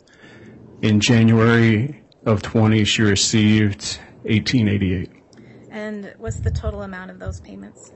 The total being $7,465. Okay. And how many monthly payments were there for JJ? 4. And what was the Social Security payment for each month that was received for JJ Vallow?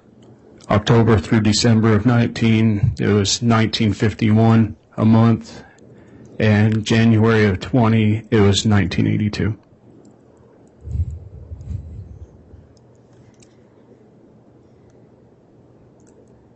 And what was the total amount of those payments? The $78.35. And how many payments did Lori receive for caregiver benefits? She received 4. And what was the total amount of those payments?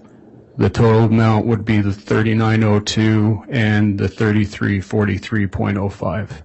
Okay. How many payments did Lori receive after she was married to Chad? 2. And what is the total amount of those payments? The $33.43.05. And what is the total amount of the Social Security payments that Lori Vallow received from October 2019 until February 2020? That would be the $22,545.05. And that is believed to be after the deaths of JJ and Tylee, correct? Yes, ma'am. And is that on that document? It is. Did you create an exhibit that summarizes the Social Security information and timing of the deaths? I did.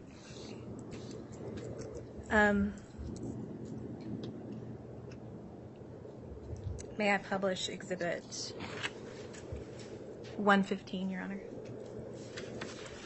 Yes.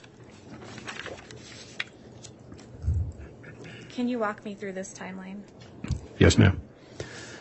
Starting again with the passing of Joe Ryan and the receiving of the Social Security benefits by Tylee June 14th of 18. The opening of Ms. Vallow's BBVA account October 23rd of 18.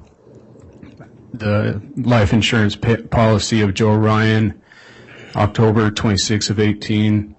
And then moving forward to Charles Vallow's passing July 11th of 19. Regarding Charles's passing, Ms. Vallow's had a Bank of Hawaiian credit card that was used to pay for the services of Mr. Vallow on July 12th of 19. The same day, we recovered a phone call between Mr. Daybell and the mortuary requesting information about services, again, July 12th of 19. Again, on July 18th, the text message of the 4,000 Social Security funds and no life insurance. the final deposit of Social Security funds into Tylee's JP Morgan account on July 24th of 19. Ms. Vallow's $2 million life insurance policy being transferred to Colby Ryan as a 100% again. Again, on the rental agreement, or the rental application, of 5740 Social Security payments.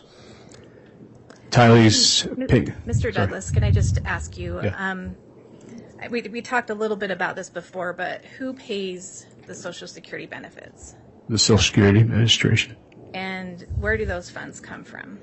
The employment of the parent or the Deceased. guardian deceased. And the Social Security Administration has is an arm of what agency? Outside the federal government? Yes. Yeah. Thank you. And so when the Social Security payments are being deposited into Lori's account, those are being paid from who? As far as the deceased and their prior employment records out of the Social Security Administration. Thank you. Yep. And then I think I interrupted you about fine. Tylee's Social Security payments being deposited into Lori's account. Okay. Again, August 28th, this is the initial deposit of Tylee's Social Security funds into Ms. Vallow's 3229 account with BBVA. Again, the move up to Rexburg. This is, again, the text message between Colby Ryan asking Tylee for a Venmo payment, and again, Tylee texting back saying that she doesn't have the money, that mom gets her money now. It was on this same date that we learned there was an increase to Tammy Daybell's life insurance policy on 9/8.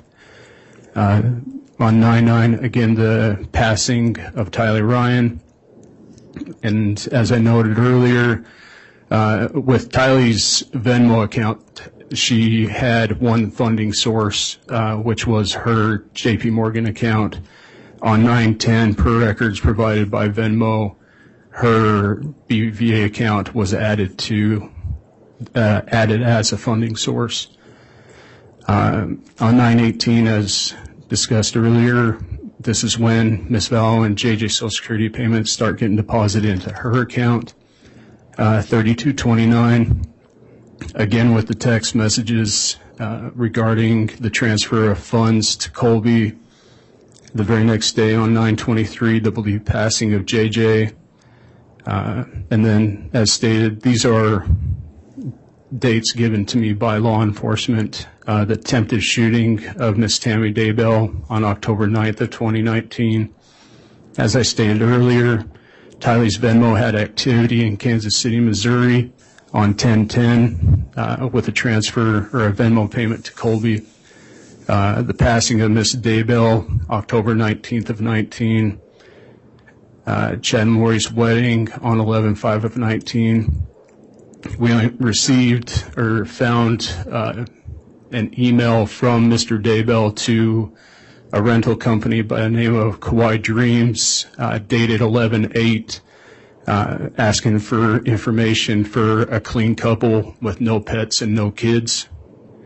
And then on 12/20, this is when the Rexburg Police Department announced their investigation. The first search of Chad Daybell's property took place January 3rd of 20, and again on 6/9 of 20 was the second search of the property, and the remains of the children were found. Now, Mr. Douglas, we've talked about Venmo a couple of times during your review of these exhibits. Did you also prepare an exhibit referencing money being sent from these Venmo accounts? Yes, ma'am. Your Honor, may I publish Exhibit 117? Yes, you may.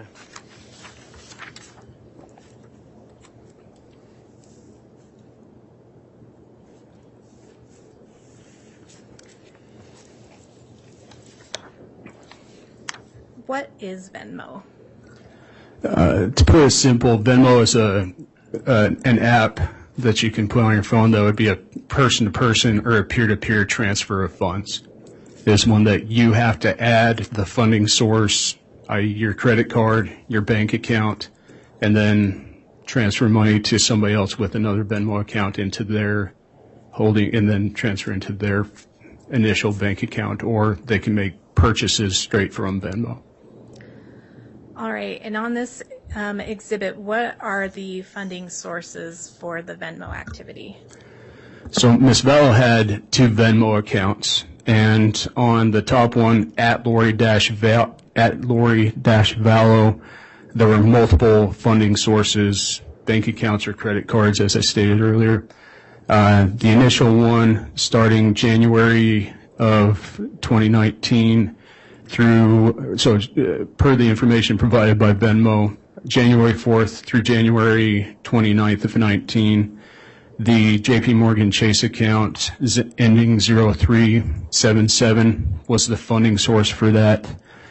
Then from March 30th to May 5th, it was transitioned to funding source of Ms. Vallow's First Hawaiian Bank ending 4620 to be transferred and changed to another JP Morgan Chase account held by Ms. Vallow ending in 0769.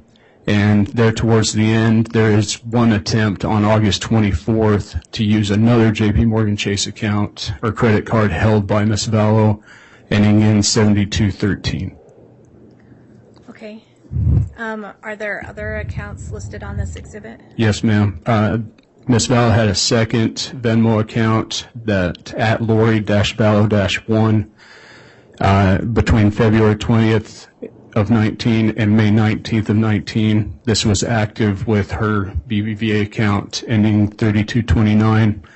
And then, as I've noted on here, Venmo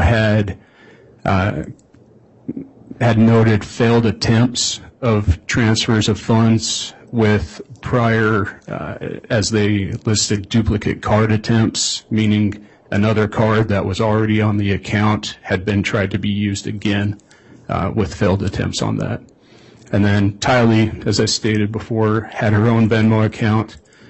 Her only funding source while she was alive was the JP Morgan Chase account ending 3918. And that was active prior to, but this is reflective of January 7th through the use of August 7th.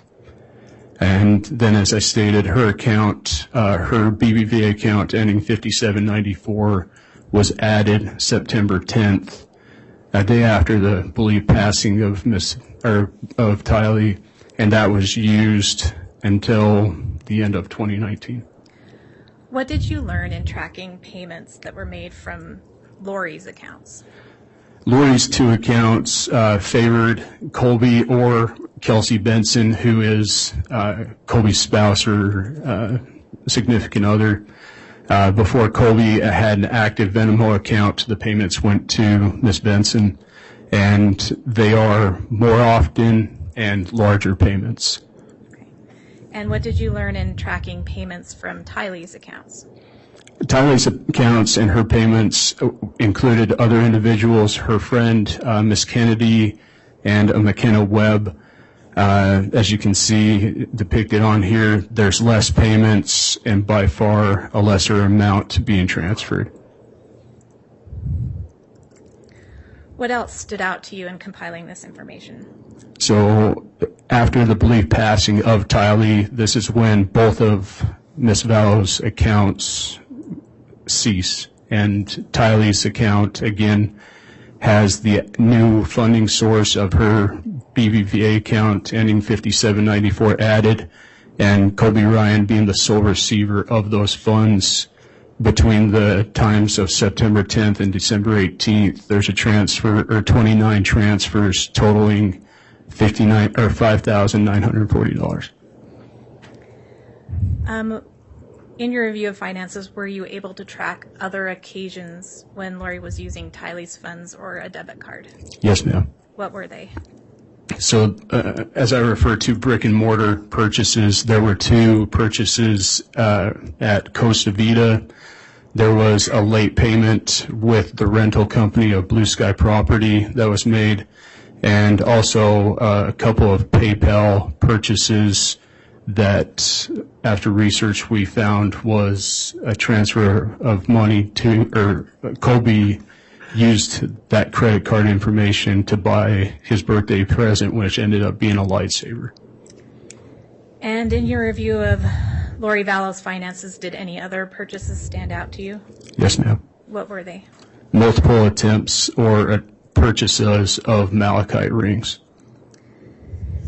Have you heard the name Chad Daybell? I have. Have you heard the name Alex Cox? I have. Did you become involved in an investigation regarding those individuals? Yes, ma'am.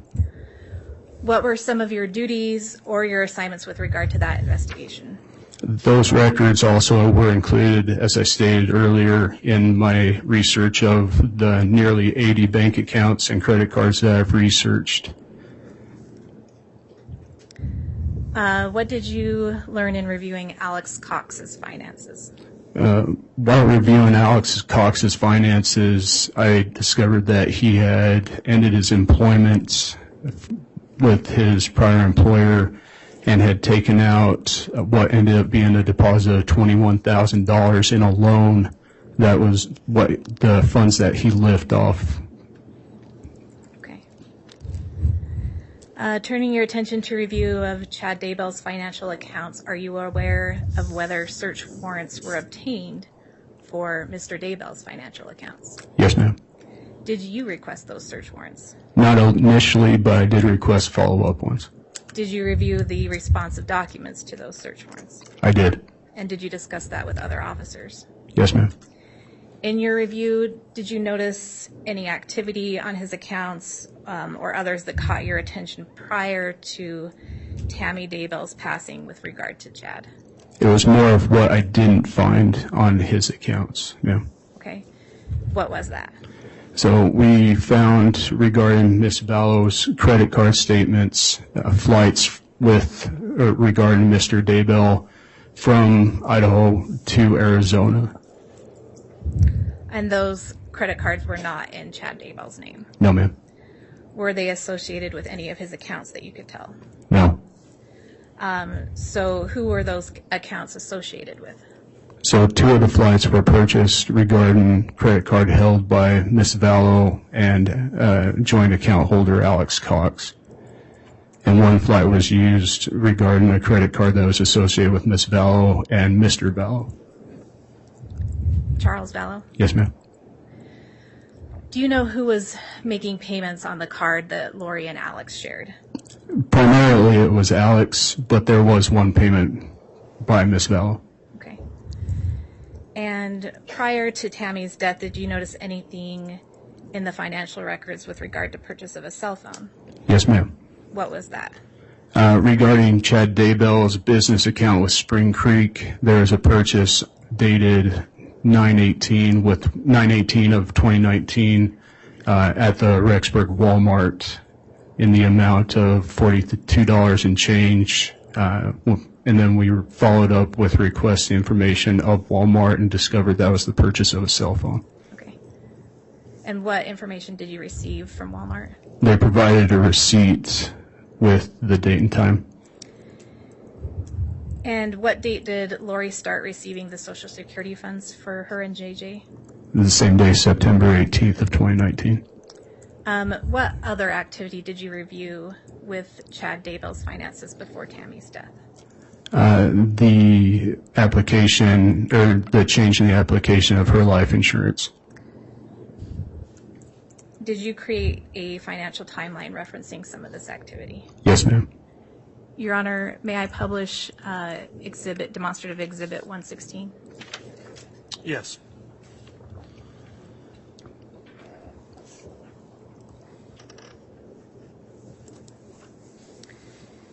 Can you walk me through the first part of that timeline?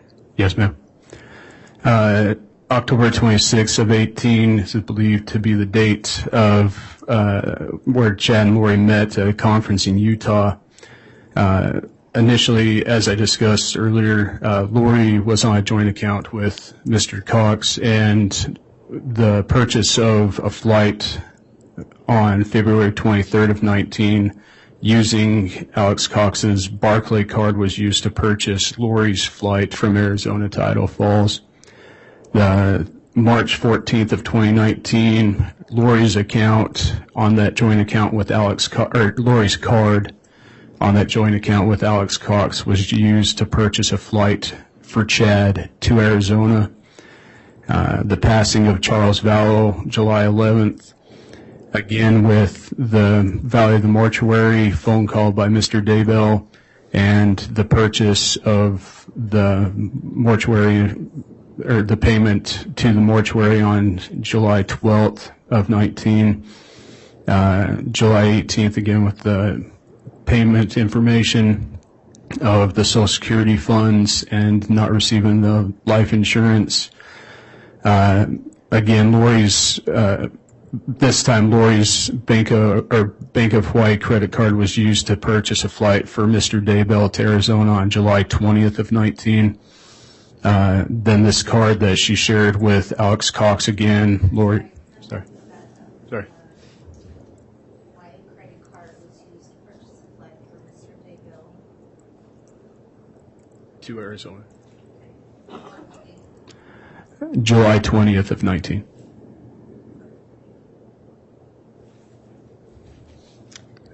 And then what is the next date of significance on your timeline? August 2nd of 2019, Lori's card is used to purchase another flight for Chad to Arizona. August 10th of 19, Lori's card is used to purchase a flight for Lori to Idaho Falls. And then the move of her and the children, August 31st. As I discussed earlier, on 9/8 was the increase of Tammy's life insurance, and then we learned that that was retroactive, that it would have taken place, or would have taken effect September 1st. Okay. And you already answered my next questions. So Tammy's life insurance increase was requested, I'm sorry, what date was that? September 8th of 19. And that was retroactive to what date? September 1st of 19. And do you recall what date Tammy passed away? October 19th of 2019. After Tammy passed away, were you able to discern or tell from the financial records who was paying for Chad and Lori's expenses and activities? Both of them were making purchases, but by far the larger purchases were paid for by Chad Daybell. And after Tammy passed away, was there any other activity that you noticed in the Daybell accounts that caught your attention? This family trip to Knott's Berry Farms. And did you reference this activity on this timeline? I did. Is the laser pointer still? Yeah. I got it right here. Can you just reference it on the timeline? Right here.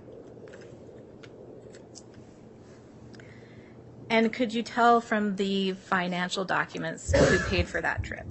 Chad Daybell. All right. And in between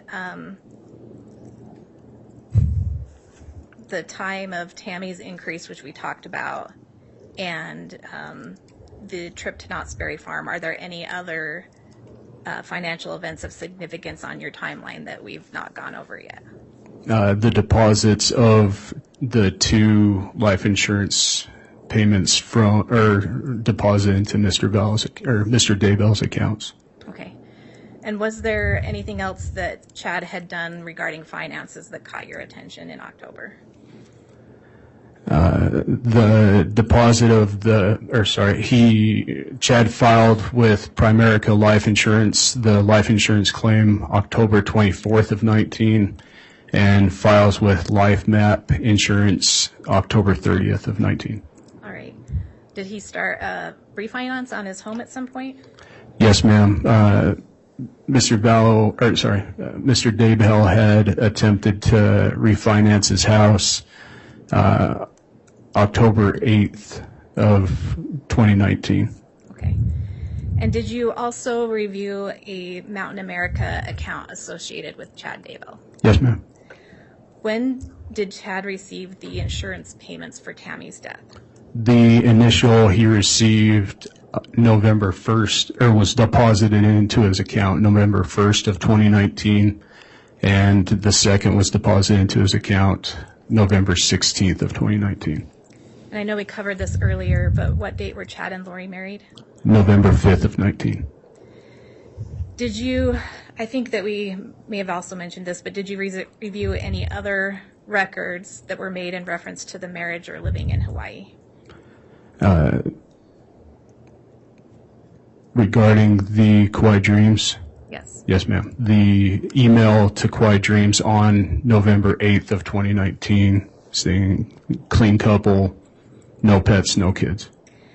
Did you notice any activity that caught your attention with regard to Mr. Daybell's accounts around June 9th of 2020?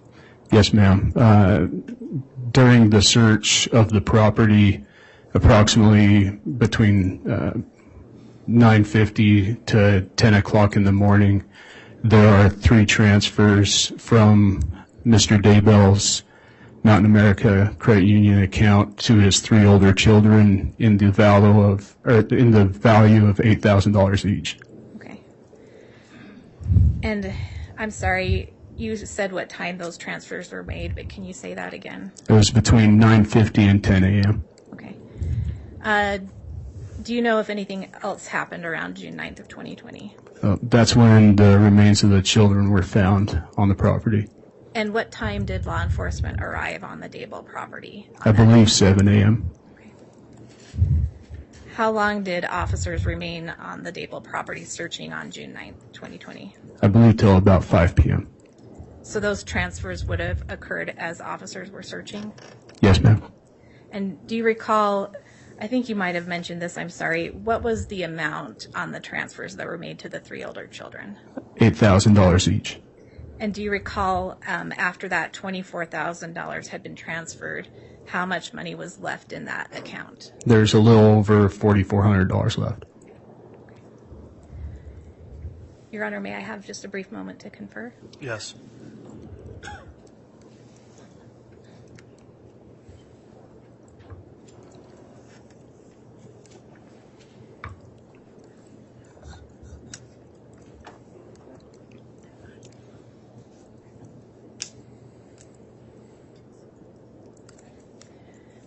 Mr. Douglas, if you know, on that Knott's Berry Farm trip, do you recall who was involved in going to that trip?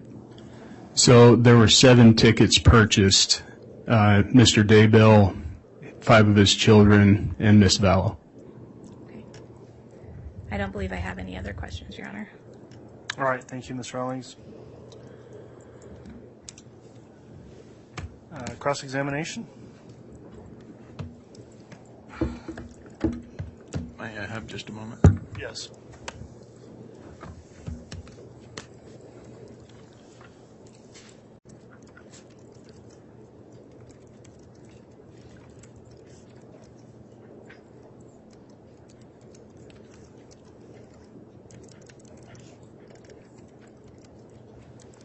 Your Honor, I don't have any questions for Officer Douglas. All right, that will conclude your testimony today then. Thank you for appearing. Is this witness going to be recalled or can they be excused?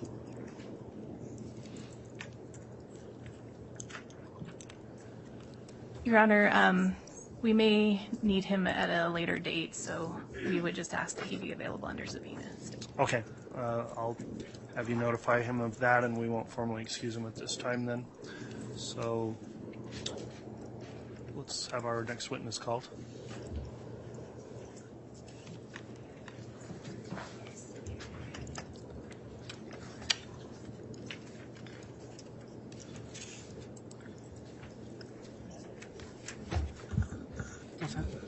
Your Honor, may we approach? Yes.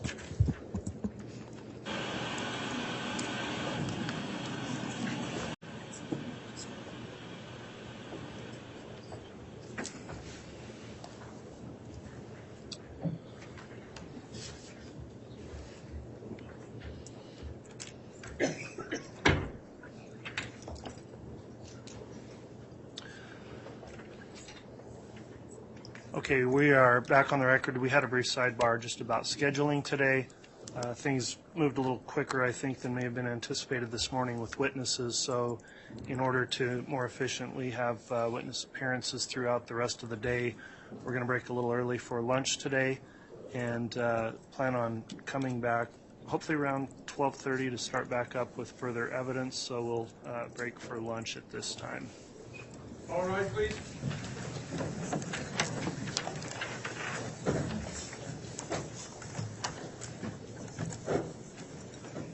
Thank you. I think we've got the jurors close to being lined up to brought in, so we can just remain standing until they're ready to file in.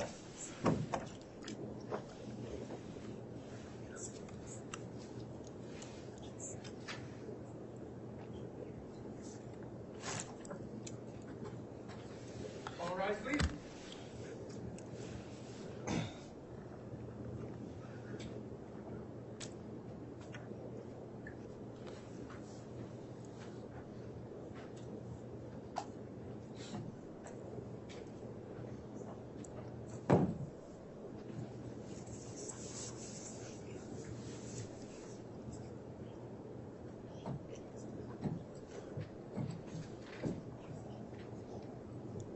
Jurors all present, counsel. All right, thank you, Mr. Bailiff. Please be seated.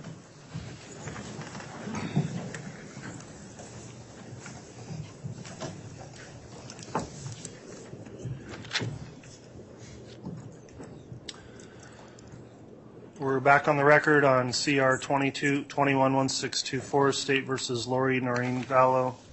The state was preparing to call another witness. We just finished the lunch recess. I'll note the jurors are all present and accounted for. Counsel for the state and defense as well, and the defendant is present. Is the state prepared to call another witness? Yes, Your Honor. All right, you can call your next witness. The state will call Scott Cowden.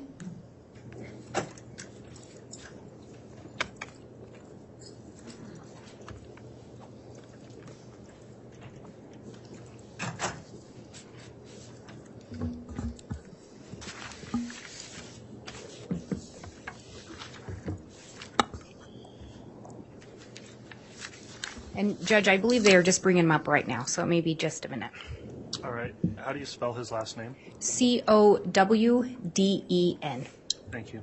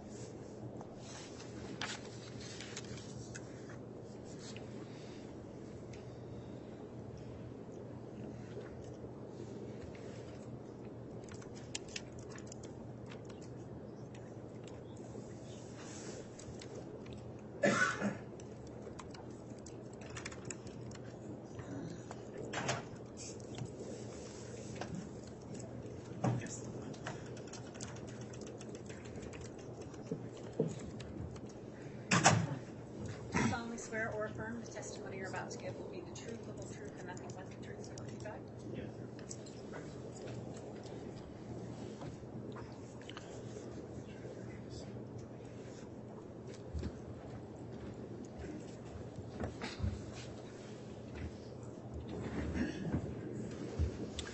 All right, before we commence with testimony, I'll just inquire of the witness. Have you reviewed or been viewing any part of the trial or the testimony of any other witnesses while this case has been going?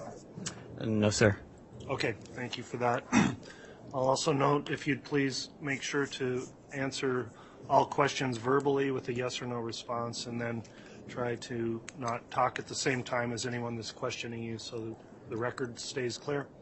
And with that in mind, Ms. Blake, you can inquire. Thank you, Your Honor. Mr. Cowan, where are you currently employed? I work for the Chandler Fire Department in Chandler, Arizona. And I guess for the record, we'll have you state your full name. I forgot to do that. Okay, yes, my name is Scott Cowden. How long have you been employed with the fire department? Almost 24 years. And what is your specific title or role in association with the fire department? I'm a fire engineer, which means you drive the apparatus, still a firefighter, and then also a paramedic. And do you have training in order to be a paramedic? Yes, I started out as an EMT, and I went to paramedic school and graduated in 2007. Do you also teach courses on CPR? I used to be a CPR instructor for about 12 years, teaching those courses, yes. Were you working with the fire department on July 11th of 2019? Yes, I was. Do you recall being dispatched out to the report of a shooting victim? Yes. And Your Honor, I'm going to object just to make sure on the record that our 404B objection is still noted. My client's not under trial here for anything that happened in Arizona, so we object for relevance. All right, I've considered that objection. The court's previously taken that issue up on a ruling that was made in February. For the reasons I incorporated into that ruling, and for under 404B, the court does determine that this evidence can be presented with an appropriate limiting instruction. So, Ms. Blake, that limiting instruction has already been provided to the jury and will be provided again at the time of deliberations. For that reason, the objection is overruled. Thank you, Your Honor. When you respond out, or I guess let me back up. When you responded out on July 11th, where initially did you respond to? We responded to a residential house for a gunshot wound or gunshot victim. Did you enter the residence when you initially responded? Yes. And when you entered the residence, did you locate the individual that had been shot? Yes. What did you observe regarding that individual? We were led into the house by a Chandler police officer. They were on scene before us, and when you went into that front door, that entry room is where we found Charles laying on the ground on the floor on his back, and he appeared to be unconscious as you approached him. And when you say Charles, did you learn his last name? Charles Vallow. We did learn. My captain on the crew was documenting the call. He would have been communicating with the Chandler officers who were communicating with other individuals on the scene that would be able to supply that information. And you eventually learned his identity as well? Yes. And you said he appeared to be unconscious. Did you get closer to Mr. Vallow? Yes, I would have been the first one to actually make it to Charles. And so then you're going to go through that process of kind of doing your assessment and evaluation of him. And when you were doing the assessment and evaluation, did you notice any injuries on his person? Yes, there was some blood on his shirt. I had to lift up his shirt so I could find the proper landmarks to be able to perform CPR while checking for his level of responsiveness, breathing, things like that. And he had 2 gunshot wounds. And had you seen gunshot wounds before? Yes. And those were consistent with other gunshot wounds that you'd seen? Yes. And when you say that you pulled up a shirt or removed the shirt to perform CPR, did you in fact perform CPR on Mr. Vallow? Yes, I did. Did you make any observations as you were performing CPR? Yes. So based on my experience, both as a first responder, firefighter, and a paramedic, and also a CPR instructor, you have certain landmarks that you're looking for, and we were led to believe that CPR had been started prior to our arrival, communicating with dispatch en route to the scene, monitoring that radio channel. We were led to believe that the caller, the shooter, had started CPR. And so when that happens, if the person is doing CPR and they're doing it effectively in the right place, it's quite common to where you can sustain injuries to the chest. You have to be forceful enough that you're actually going to compress the heart to be able to pump the blood to the body, trying to keep them alive and buy some time for help to arrive. And so typically when that happens, an impression would be left in the area of their sternum, the lower part of their chest, where the hands would have been doing the compressions. And then I didn't see that initially. I started my compressions and I felt what I would describe as like a crunch or a crack. Again, when you're doing it forcefully enough to be effective, you can have injuries occur to the sternum or a broken rib. They could displace from the sternum where they're connected on that chest wall. And so you can feel that occur typically in that first compression or first couple compressions. And I did feel that. And in your training and experience, if someone had been performing CPR, would you have expected to feel that crack or that crunch? I would not have expected to experience that and feel that had they been doing CPR and doing it effectively. And would you have expected to see some kind of an impression had someone been performing CPR? Yes, and then in fact, when it became appropriate time for me to stop doing CPR, because my colleagues were further exposing Charles, putting a heart monitor on him so we could see if he had any activity with his heart. So I had to stop compression so we could look at that, and I could see the impression that I created and made now. Have you performed CPR before on individuals that have some kind of an injury to their body that could result in bleeding? Yes. And when you were done performing CPR, did you have blood located on your hands or your gloves? Yes. Would you have expected to see that if someone had been performing CPR before you arrived on their hands? Yes. If I may have just one moment. Yes.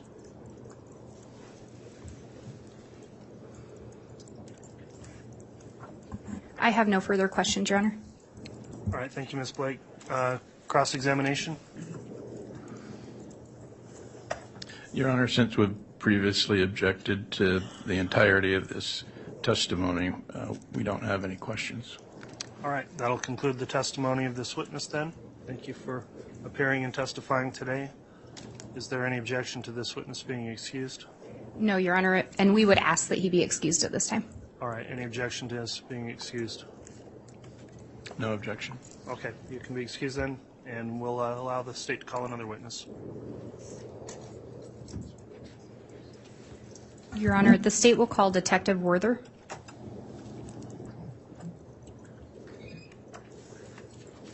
How do you spell that last name? Werther. Thank you.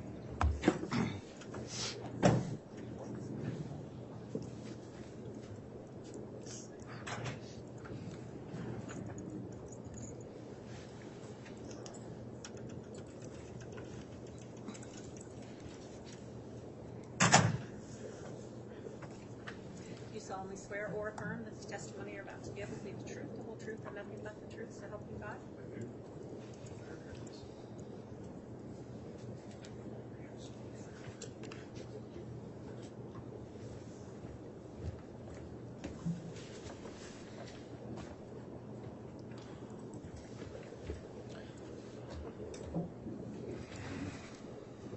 All right, before we proceed with testimony, I'll just inquire as to the witness. Have you reviewed or seen any of the trial testimony in this case before you came here to testify today? I have not. All right, thank you for that response. And then I'll just advise you to please answer all questions verbally so we can keep a clear court record and try to avoid talking at the same time as anyone questioning you. With those rules in mind, Ms. Blake, you can commence with your direct examination. Thank you, Your Honor.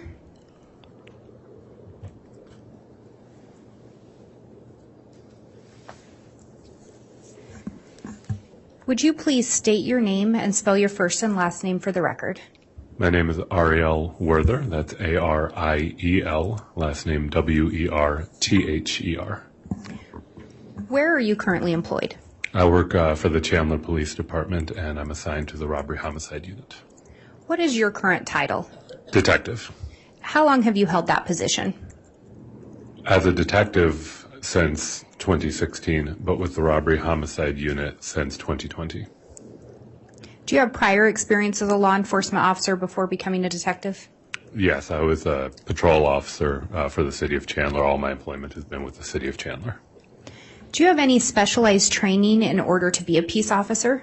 Yes, I attended the Arizona Law Enforcement Academy in Phoenix, Arizona, where I was provided training in order to become a police officer. And then once I graduated from the academy, if I recall, it was a 16 or an 18 week. It's been quite a while.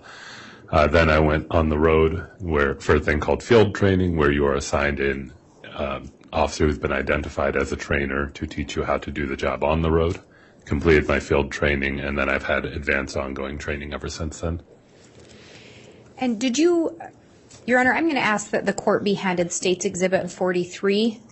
For the record, it consists of 7 pages. They are a printout from a PowerPoint. Defense counsel was provided a copy as well just before we started court this afternoon.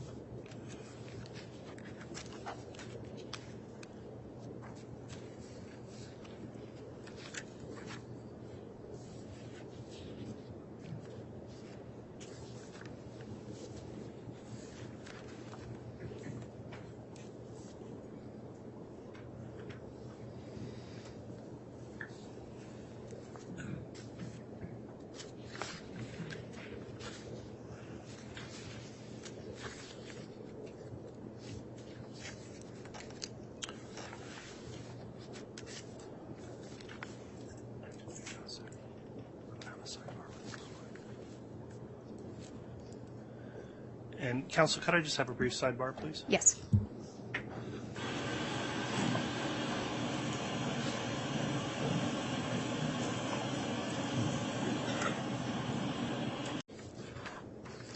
All right, Madam Prosecutor, before we proceed again, I'll just note we had a brief sidebar regarding the previous rulings the courts made in this case before trial. I did want to just reiterate, since it was some time before I had this instruction. So, ladies and gentlemen of the jury, you've previously been advised that certain evidence may be admitted for a limited purpose. This evidence may be admissible for a purpose such as proving a motive, opportunity, intent, preparation, plan, knowledge, identity, absence of mistake, or lack of accident. However, such evidence is not admissible to prove a person's character in order to show that on a particular occasion the person acted in accordance with the character. You will be further instructed on this point in an instruction that will be provided to you during your deliberations. So with that, Ms. Blake, you had started offering on an exhibit, and if you want to pick up there again, we can continue with your direct. Thank you, Your Honor. I would ask that the witness be shown that exhibit.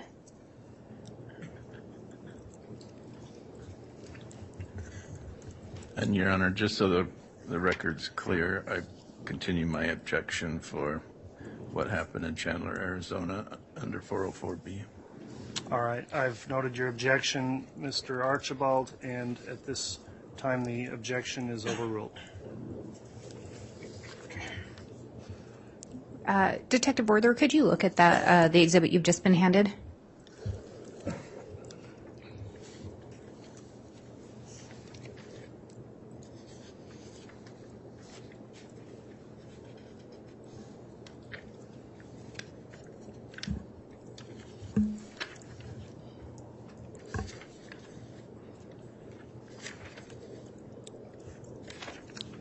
I've reviewed it. Do you recognize the images shown on those papers? I do. And did you in fact create those through a PowerPoint presentation? I did. Did you create those based on information that you had obtained? Yes, I did. Do you believe that those slides would be effective in assisting you today with your testimony? I do. Your Honor, I would ask for the admission of State's Exhibit 43. Any objection? Same objection, Your Honor. Very well. Considered that, and based on the court's previous ruling, the objection's overruled, and that exhibit is admitted. Thank you, Your Honor. Detective Werther, were you working on July 11th of 2019? I was. Do you recall responding out to the report of a shooting? I do. When you responded out, were you given any specific assignment initially? I had no specific assignment. For context, at the time I was actually assigned as a detective in the Special Victims Unit, primarily investigating sex crimes. But as a matter of succession planning, it was known to everyone that I wanted to come to the Robbery Homicide Unit. So at times on calls, and this was one of them, I would respond out to essentially shadow and assist with minor tasks, but I was not given primary responsibilities as I was not on the team. But you were there on scene on July 11th? I was. And then the following day, did you have a conversation with another detective? I did. And who was that? Detective Moffat. At that time, based on your conversation, were you assigned a specific task? I was. And what was that? The task was to call Ms. Vallow, as no one had, as I understood it, obtained documentation information for her son JJ, Joshua Jackson Vallow. As he wasn't present at the scene during the initial investigation, it seemed no one had gathered his name, date of birth, or any of that information. Did you in fact do that? I did. And when you made contact with Ms. Vallow, did she provide any information to you?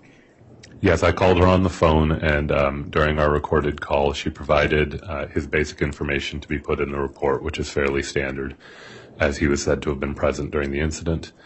And then we talked about the school to which she had allegedly taken him after the shooting occurred, and she gave me the information for a Lawrence Life Academy, and I later looked up where that was. And she also told me that between leaving the scene of the shooting and going to Lawrence Life Academy, she had gone to a Burger King to get JJ food. And after you had spoken with Ms. Vallow, did you end up taking on any additional tasks in regards to an investigation? Yes, the next task that I was given was to actually locate video from the Burger King showing at what time she visited the Burger King. And did you in fact do that? I did. And were you able to determine what time she had gone to the Burger King? Yes, on that same day I was able to go, and one of my practices which I adhered to in this case is when I'm looking at video evidence, I will ask to see the live view first and see what the timestamp on the live view shows and compare it to the timestamp on my phone in order to show that the time is relatively reliable, which I did in this case. The times matched. Then I was able to see video from the 11th and establish what time she and her vehicle passed through the drive-thru. And were you aware of what time, or are you aware of what time the initial 911 call was placed regarding that shooting? The initial 911 call was placed at 8:36 in the morning, if I'm remembering correctly. So it would have been after Ms. Vallow was at the Burger King? Well, yes. So what I found on the video is the video evidence showed that her vehicle, and also captured her image through the drive-thru window, that visit was at 7:55 in the morning, 7:54 or 7:55 in the morning. And Your Honor, I would ask permission to publish the State's Exhibit 43. You may publish it.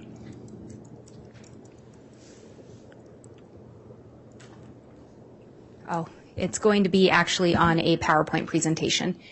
And I do have a copy. It's the same slides that the court saw. I do have a copy of a jump drive marked that we will submit into evidence as well. Okay, thanks for clarifying that. That'll be the formal exhibit that will be admitted into the case.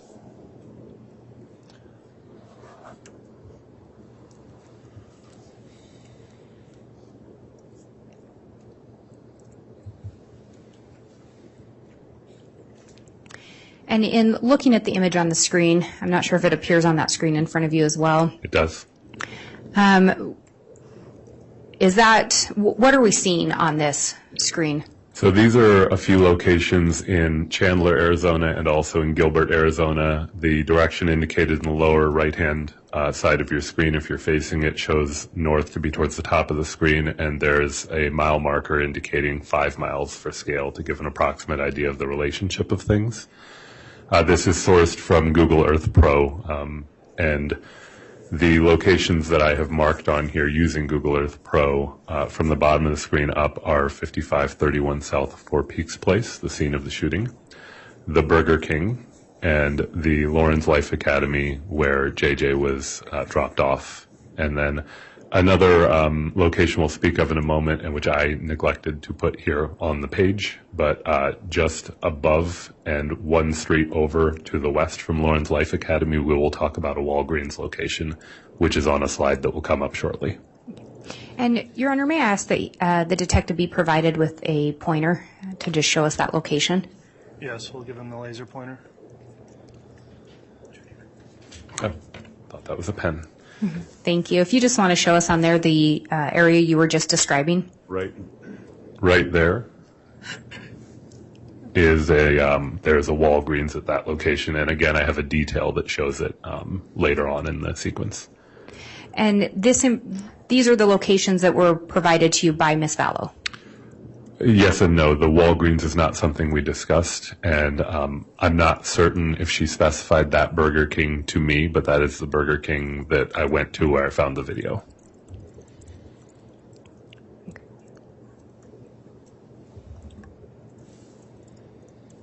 And then if you look at the slide that's being shown right now, could you explain what we're seeing here? Yes, this is detail for more context. Again, north towards the top of the screen. We're now at a scale that has a 1 mile indicator, and this shows 5531 South Four Peaks, and then about two major streets north of there on the west side is where the Burger King is located at 2865 East Ocotillo Road in Chandler. And you indicated that the Burger King video showed her there around 7:54, 7:55 a.m.? That's right. I also obtained a receipt which was time-stamped 7:56 for the actual purchase. And she had indicated to you she had taken JJ to Lawrence Academy. Correct. Did you do anything as part of your investigation to try to determine how long it would take to get from the residence where Charles was shot to JJ's school? Yes. And what did you learn, or what did you do to determine that? Again, using data sourced from Google, I evaluated the most direct route as Google provided it, which comes in somewhere between 7 and 8 miles from 5531 South Four Peaks to Lawrence Academy. I was aware that the 911 call came in at 8:36. I was aware the first officer was on scene from body-worn camera that I had reviewed and from the CAD record that he was on scene at 8:42.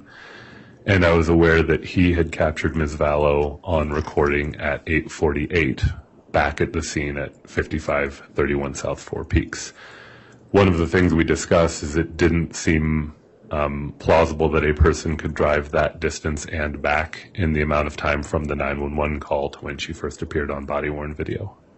And when you say that you had discussed, do you recall who you discussed that with? I know I discussed it with Detective Moffat. I may have discussed it with other members of the team as well.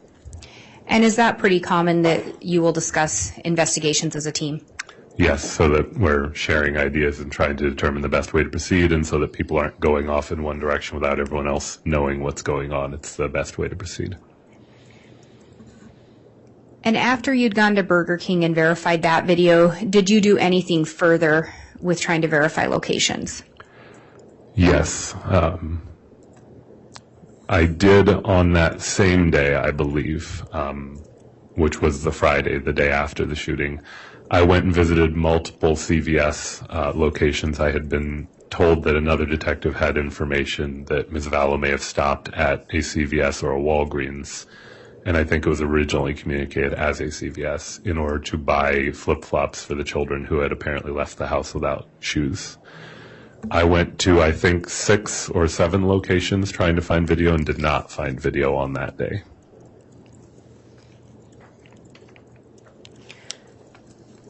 Are you aware if at any point video was recovered of Ms. Vallow at a CVS or a Walgreens, excuse me? Yes, because I did eventually recover it. It was based on the location data, however, which we haven't discussed yet. So leading into that, other location data, did you review data from Charles Vallow's phone? I did. And is Charles Vallow's phone in possession of the Chandler Police Department? Last I knew, yes. And do you know where that phone was recovered from? I understand that another detective recovered it from Ms. Vallow after the event. Were you tasked with looking at location data linked to that phone? I was. And did you in fact review that data? I did. What did you discover from your review of that data? So if we advance to the next slide. This here is 5531 South 4 Peaks Place with the north indicator again and to scale for reference. What I've added on here are notations with the about symbol. For me, that stands in for approximately. I'm saying at approximately 7:32. What I'm calling CV phone, which is Charles Vallow's phone, arrives in the area of 5531 South 4 Peaks. Now, the location data that we're deriving this from is data that was stored physically on the phone and then extracted by the computer crimes unit and provided to me. This data from the phone indicates that at about 7:32, the phone was in the area of the 4 Peaks Place address, and at about 7:49, the phone left that area. And then the next slide. This is the Burger King at 2865 East Ocotillo Road, again with the north indicator, although I seem to have cropped it out just slightly. This shows that at about 7:54, LV, which is Lori Vallow in my notation, is on video in the drive-thru. That's the video that I obtained and that I reviewed and placed into evidence. Around 7:55, there's location data from Charles Vallow's phone in that area. Around 7:56, Lori Vallow is on video leaving the drive-thru. And at 7:56, Charles Vallow's phone location data also leaves the area.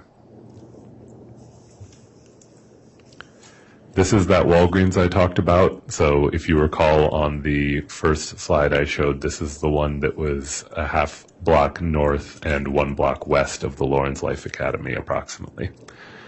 This shows that at about 8:15 in the morning, Lori Vallow is on video at this Walgreens. Now, the way I found out about this was by reviewing the location data, noticing that there was a Walgreens there, calling the manager, asking if a person fitting her general description, although I did not provide her name or the reason for my inquiry, only that I was a police detective calling to ask.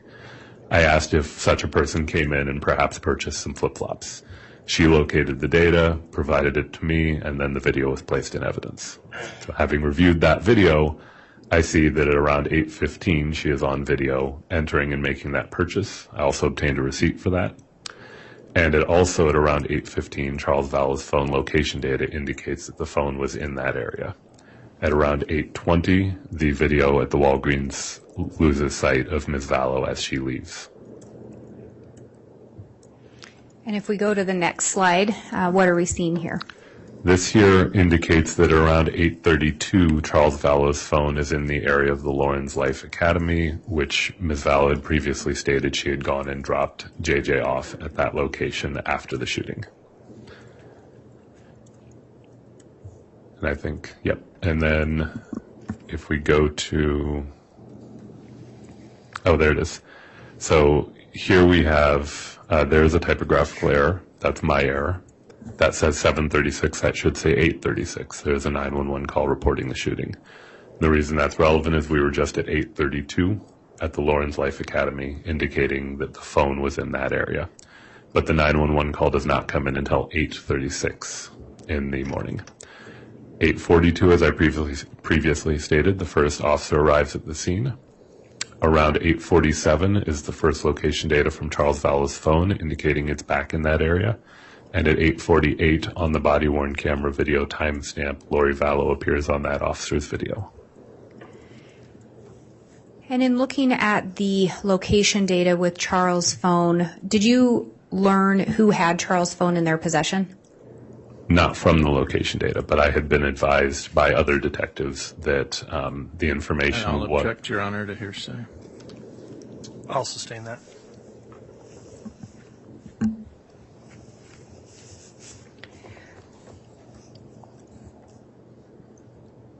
You had responded to the scene on July 11th, correct?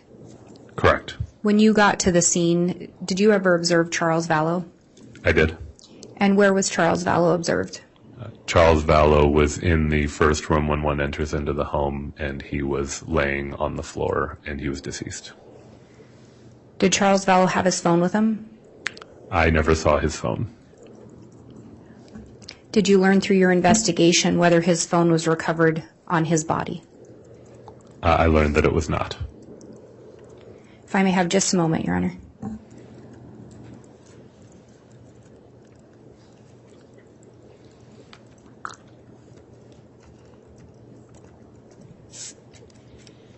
And I don't have any further questions, Your Honor.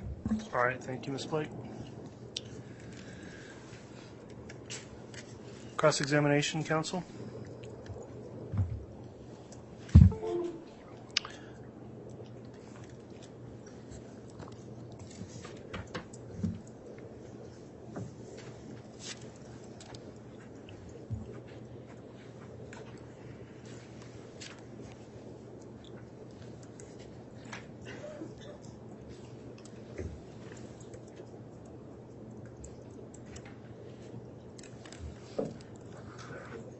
Detective, do you have information as to who made that 911 call? It's my understanding, although I never had contact with him, that the 911 call was made by Alex Cox. And did you speak to Alex Cox? At no point. When you arrived at the scene, there were other officers talking to Alex Cox? Yes, I believe so. And in your investigation, you're not one of the officers who talked to him? That's right. I did not interview him.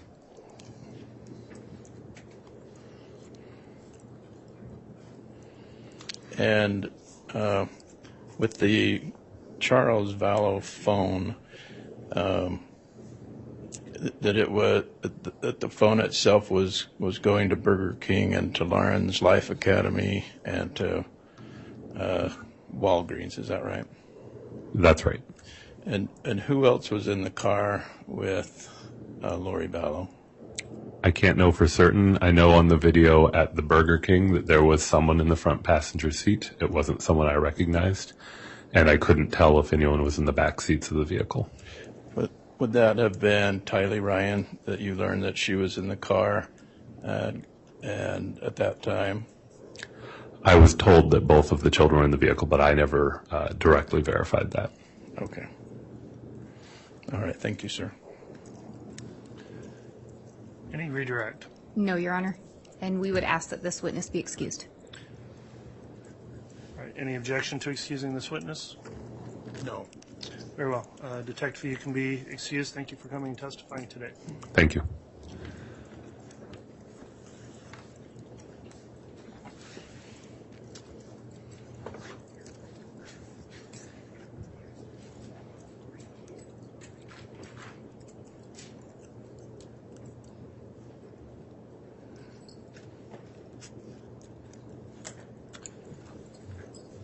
All right, the state can call its next witness. Your Honor, the state will call Detective Inklin. That's Ynclan. Thank you.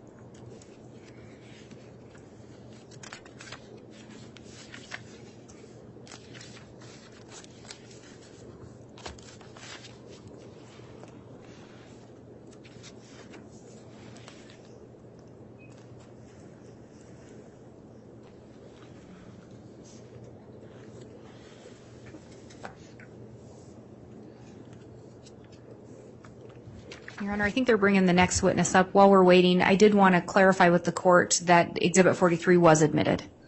It was admitted, and it will just be the file on the jump drive for the jurors. Thank you, Your Honor.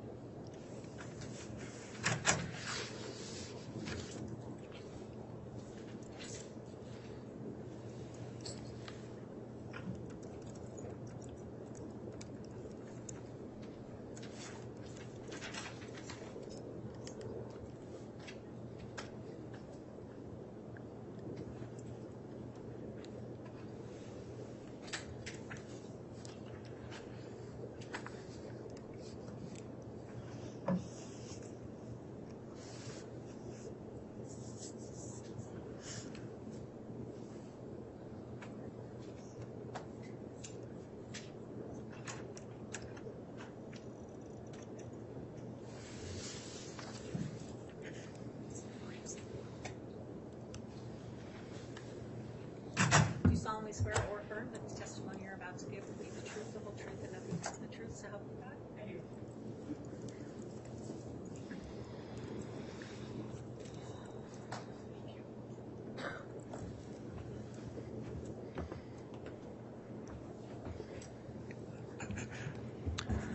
All right, before you start on your direct counsel, let me just inquire as of the witness. Have you reviewed any of the trial testimony in this case, watched it or listened to it online or anywhere else? I have not, no. Okay, thank you for that representation. I'll also advise you to please, for our record in the case, make verbal responses to any questions and try to avoid speaking at the same time as anyone that's questioning you. So with those rules in mind, Ms. Blake, if you'd like to inquire on direct, you may. Thank you, Your Honor. Would you please state your full name? My name is Cassandra Inklin. Where are you currently employed? I am a detective with the Chandler Police Department in Arizona. How long have you been employed with them?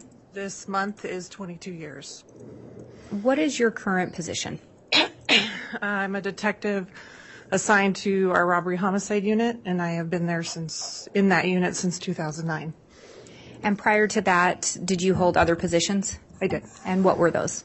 So I initially started as a patrol officer, worked primarily weekend graveyards, moved to what was our general investigations unit at the time as a detective out of patrol.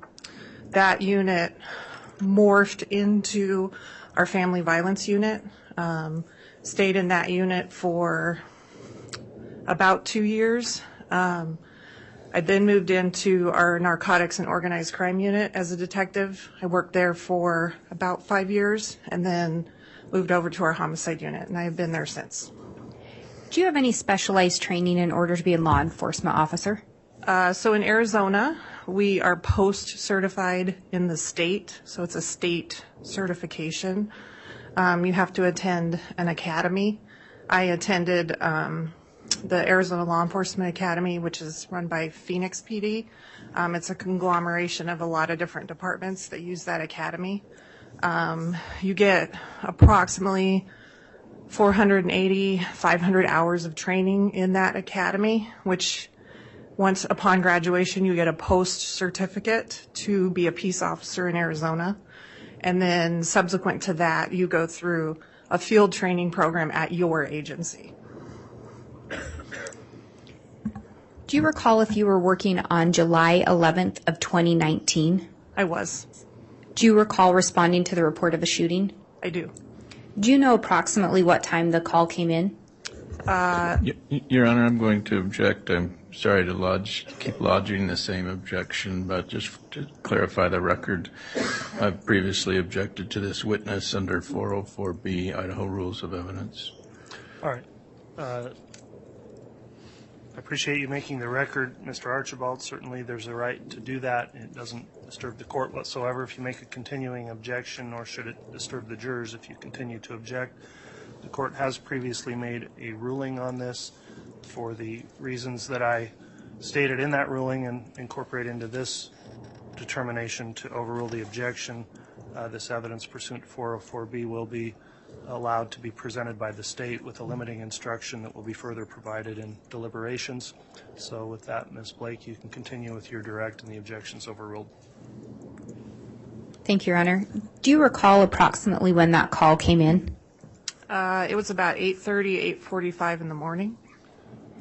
Did you respond out at that time? I did. Do you recall where you responded? So I responded to the residents on Four Peaks. At the time that I arrived, patrol had already established a secure area for investigations.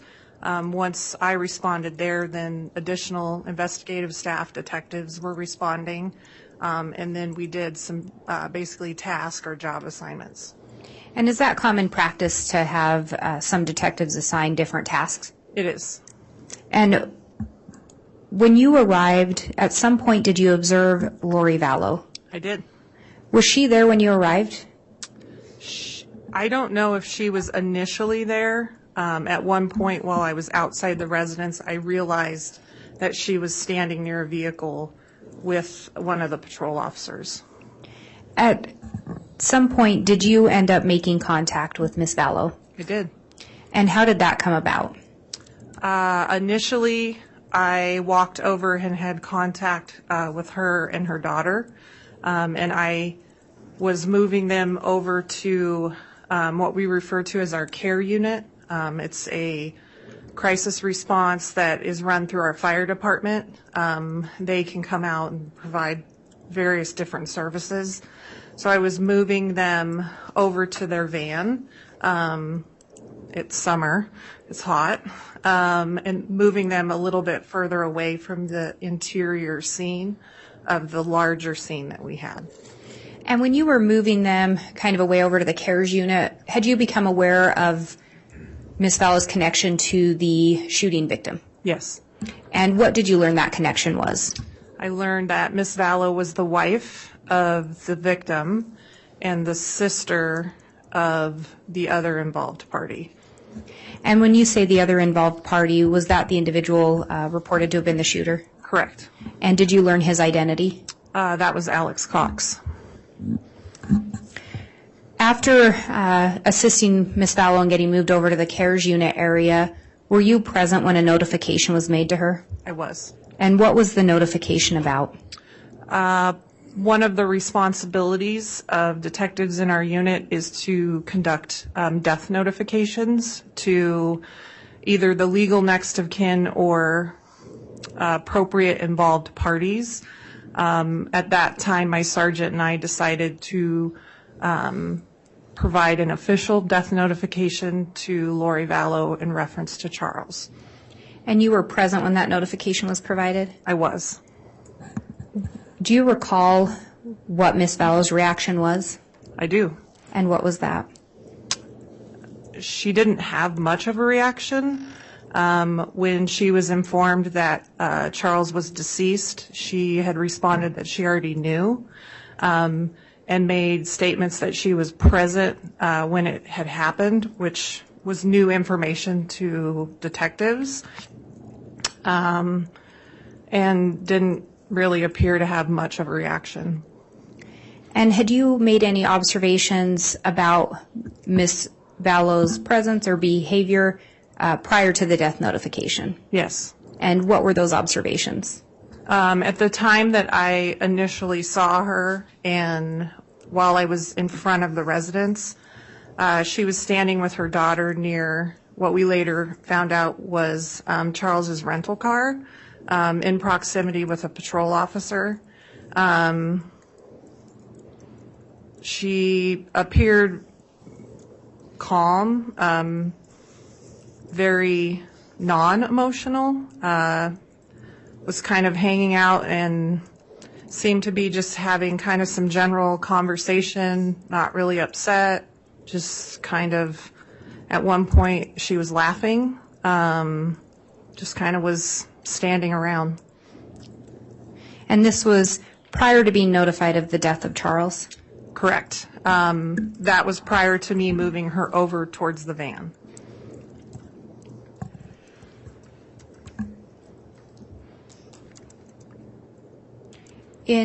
At some point, were you assigned some additional roles? I was. In the investigation? I was. What was your next assignment? Detective Moffat was assigned as the case agent, which is typical for how we conduct investigations, and I was assigned to do follow-up or more extensive interviews with Lori Vallow and Tylee Ryan. And was that in part based on the information Ms. Vallow provided about being present? Correct. Did you complete the interview there on scene? No. Where did you complete the interview? Lori Vallow and Tylee Ryan were transported by me back to our police station, and the interviews were conducted in what we refer to as our FAC, which is our Family Advocacy Center. It has particular interview rooms set up for victims and witnesses of crime. And you said you transported both Lori Vallow and Tylee Ryan there? I did. Did Ms. Vallow make any statements while you were transporting her? Statements? I guess let me ask it this way. Was there any conversation while you were driving Ms. Vallow and Tylee Ryan to be interviewed? Yes, there was conversation, not specific to the event, though. And is it typical that you do not discuss the event on the drive? Yes, we try not to have any discussion. The intention is to, one, conduct an interview in an interview room so it can be recorded and monitored. Also is we typically try, under best practice, to interview potential witnesses or victims separate from each other. So I didn't want to talk to Lori and Tylee together. I wanted to talk to them separately. Did you make observations about Ms. Vallow's behavior on the drive to the FAC? I did. And what were those observations? Similar to what I had seen earlier. She was calm, unemotional, I would say, not upset. The conversation revolved around Tylee and her school and kind of Tylee's future plans. She was almost nonchalant about the conversation. When you arrived at the FAC, did you in fact conduct an interview with Ms. Vallow? I did. Do you remember approximately what time of day you would have conducted that interview? I think it was about 10:30 in the morning, before lunch, within a couple hours of the incident happening.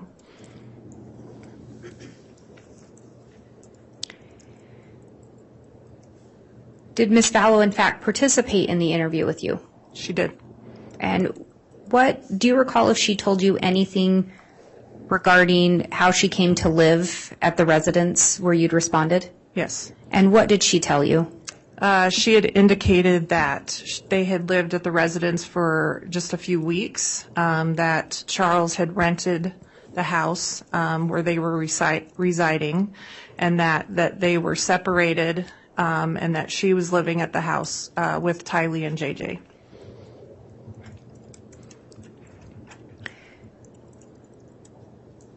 Did she indicate anything she indicated they were separated. Did she indicate anything else regarding her relationship with Charles that you recall? She had discussed at one point that he had gone back to Texas, to Houston, and that at one point that she had ended up going back out there. The way she described it is almost like a reconciliation for the family, and that she had come back to Arizona, and that house had rented because she was going to stay in Arizona. At one point in the interview, she described at one point Charles had taken JJ back to Houston with him, and described allowing that to happen, and then coming back to the rental in Arizona. And when she talked about Charles having JJ and that she'd allowed it, had she indicated anything additionally regarding JJ's care? Yes. And what was that? She discussed JJ's special needs care. We discussed he had a particular school in Arizona, his services plan, and just kind of all that entails to provide care for him. She had discussed that when Charles took JJ back to Houston, that he didn't have any of those services and have that support.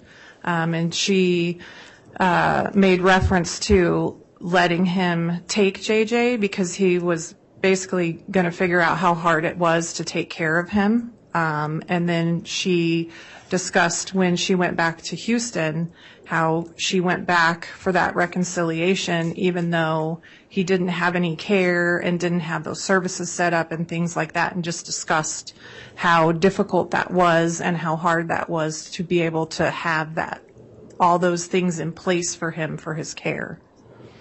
And so she had indicated that Charles would realize how hard it was to care for JJ? Correct.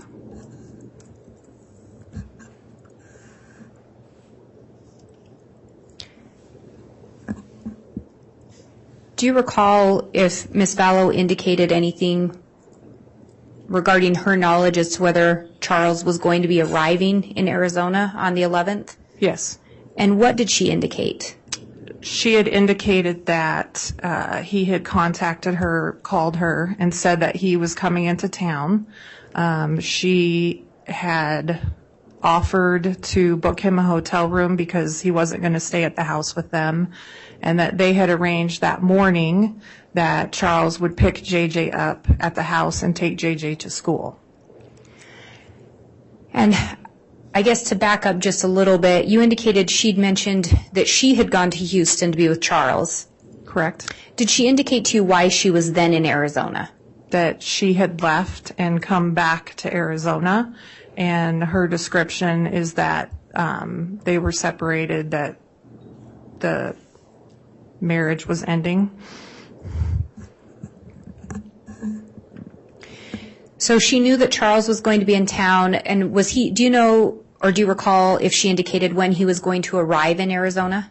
She had said that he was coming into town on Wednesday, and that she had offered, like I said, to book him a hotel, and that Thursday morning he could come pick JJ up, I think she indicated at 7:30, and take JJ to school. And when you talk about that Wednesday, would that have been July 10th? That was the day before, correct. And when you say the day before, what are you referring to? The day before the shooting. And that was also, would have been the day before you were interviewing Ms. Vallow? Correct. What did she tell you regarding, or did she tell you anything regarding whether or not Charles had arrived to pick JJ up? Yes. What did she tell you with regards to that? She indicated that he arrived at the house. I believe that she said he was a couple minutes late, and that she had JJ ready to go with his backpack and things like that. She described JJ as being reluctant to go with Charles initially, and that they had gotten JJ out and settled to leave for school.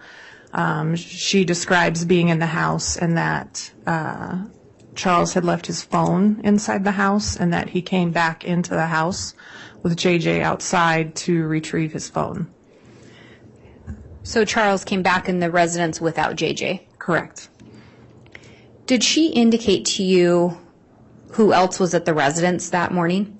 Through the interview, she had identified everybody else that was present at the house. Who did she indicate was present at the house? Tylee was home, and then she indicated that her brother Alex had spent the night before at her request. And did she tell you why she had requested Alex stay the night? She indicated that she had asked her brother to spend the night because Charles was coming into town and that she wanted her brother there. And she said Charles had left his phone in the house and came back to get it. Is that correct? Correct. What did she tell you happened? Well, let me back up. Did she tell you who had the phone when Charles came back in? Yes. And who was that? She had the phone when he came back in the house. Did she tell you what happened at that point? She did. And what was that? She indicated that he became very upset when he saw that she had the phone, that she made statements to him about messages on the phone, and that he was extremely angry and wanted the phone back. And she began to move around. She described being in the kitchen, moving around to basically keep the phone while this argument started. So she indicated that she kept the phone in her possession. Correct. And it was Charles' phone. Correct. As she was moving around the house, did she indicate anything else happened? Yes. And what was that?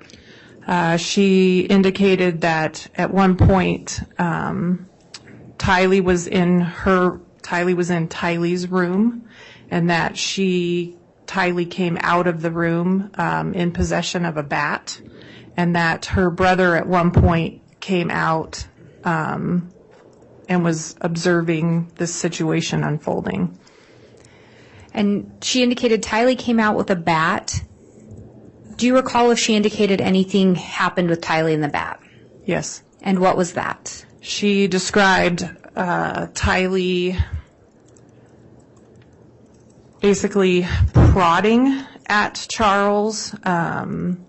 They were Lori and Tylee were in very close proximity of each other in kind of the beginning of a hallway.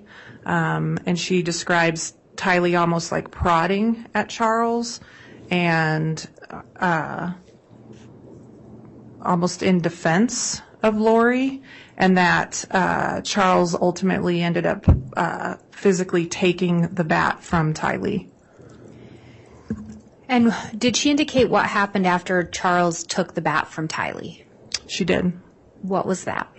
She described Charles as being extremely angry, and at one point her brother interceded, coming up behind Charles and basically grabbing him around and pulling him backwards. And she described a physical altercation beginning between Alex and Charles.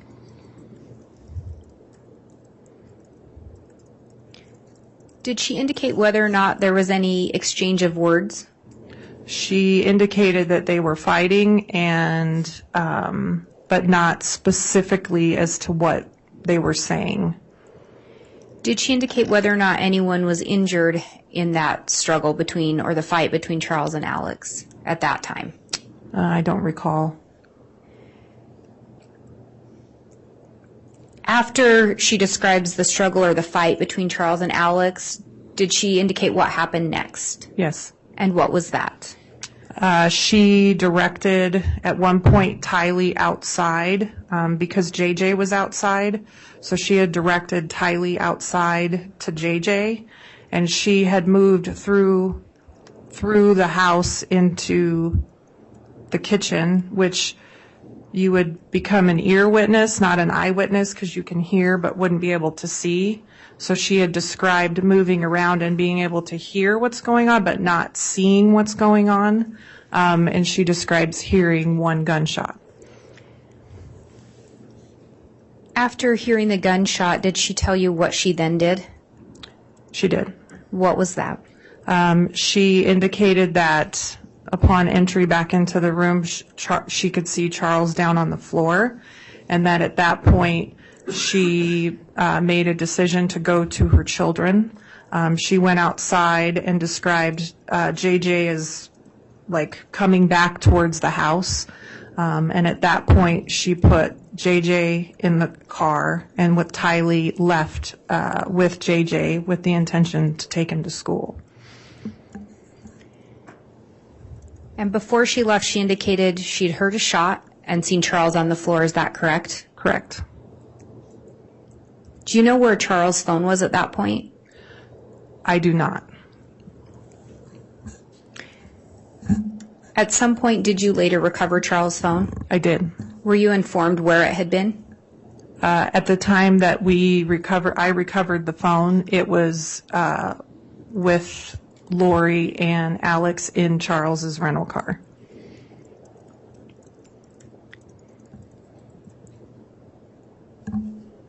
Did Lori, she told you she went outside with the intention to take JJ to school.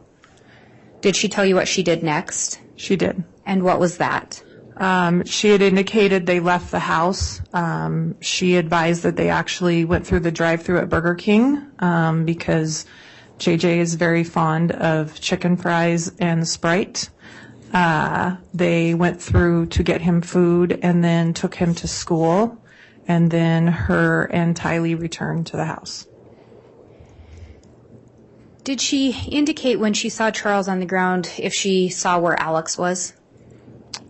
I believe she mentioned him being in the proximity, but we didn't talk specifically as far as positioning like we would in like a walk-through interview or something like that. After she left, did she indicate if she received any phone calls? We did discuss phone calls. Do you recall what she stated regarding that?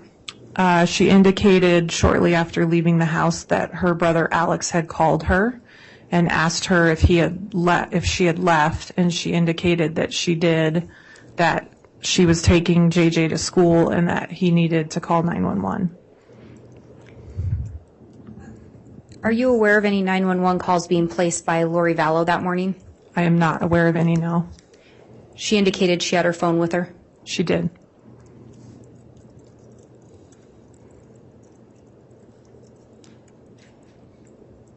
Did you speak with Detective Moffat about your interview with Ms. Vallow? I did.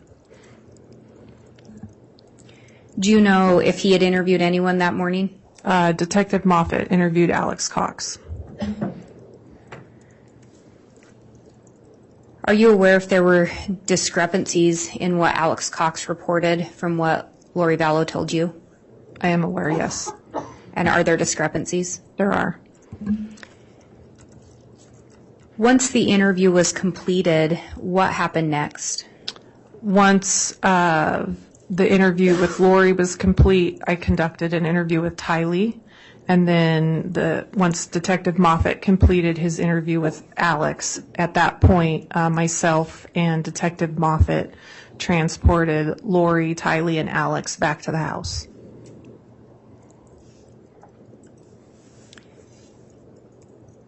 When you transported Lori back to the house, did you make any observations regarding her demeanor or behaviors? I did.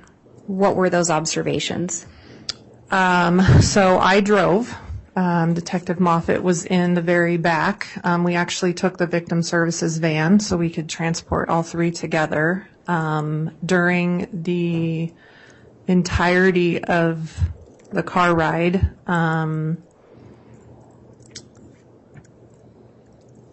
she was very calm and put together, very nonchalant about what had happened, not upset, and there was some conversation and chatter about kind of Tylee in school and just kind of mundane conversation, very, very nonchalant about what was going on at the time. And if I may have just a moment, Your Honor. You may.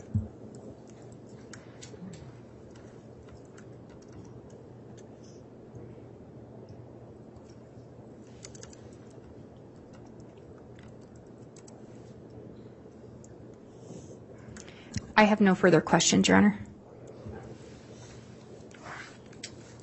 All right, thank you, Ms. Blake. Cross-examination?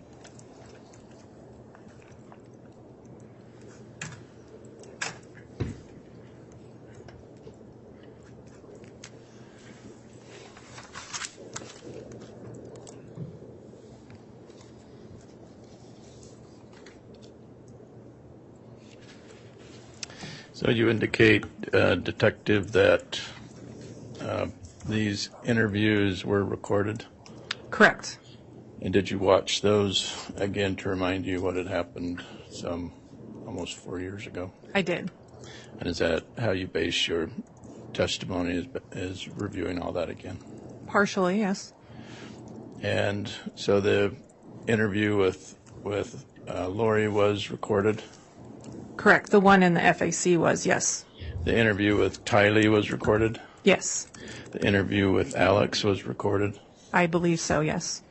And then after all these interviews, then you detectives, you all get together and compare notes? Yeah. Fair. And it was determined at that time that Alex Cox was justified in self-defense of this shooting? No. Were there any arrests of Alex Cox? Your Honor, may we approach? Yes.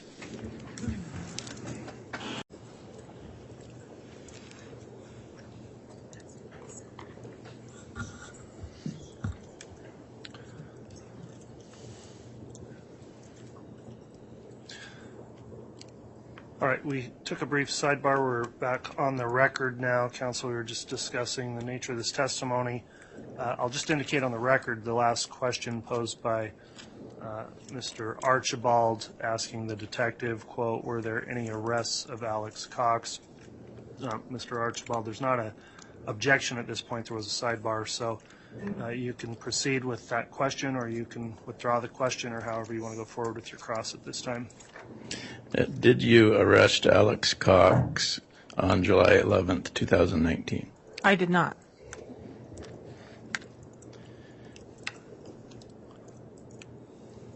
The information that you had of an argument between Charles and Lori and Alex and Tylee, was that consistent with all your interviews?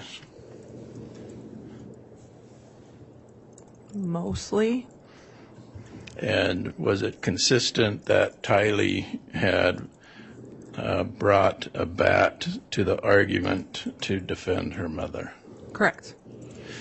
Was it consistent that in your interviews that Charles took away the bat from Tylee?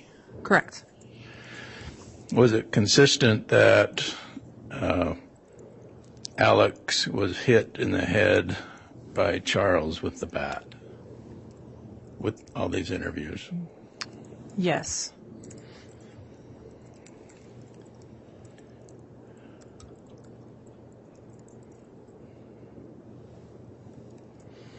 Now you say in your experience that Lori was not upset or acting a certain way.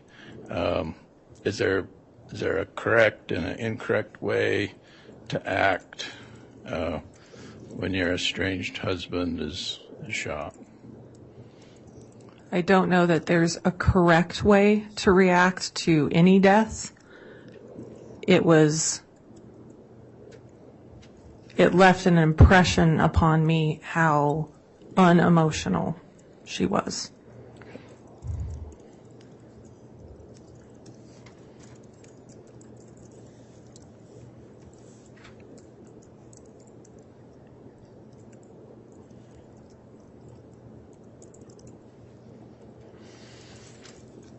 Thank you, Detective. I don't have anything else.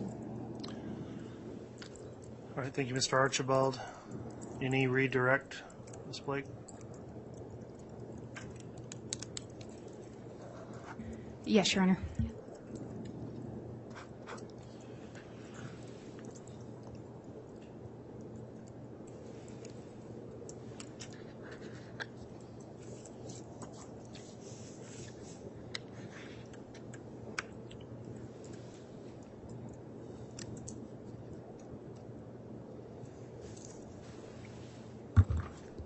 Detective Inklin, you were asked if the Chandler Police Department made a determination that this was justifiable homicide.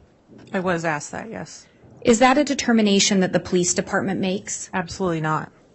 What is the process for making that determination? So in Arizona, I'll object, Your Honor. That's outside the scope of direct. Your Honor, defense specifically asked, isn't it true that Chandler deemed this a justifiable homicide? She responded, no. I'm doing some follow-up on that.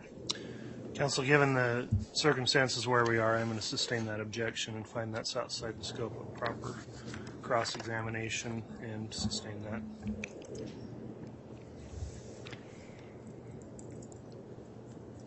Do you generally meet with the prosecutor's office at some point during an investigation? I'll object, Your Honor. Relevance. Sustained. So the jury's instructed to disregard that last response.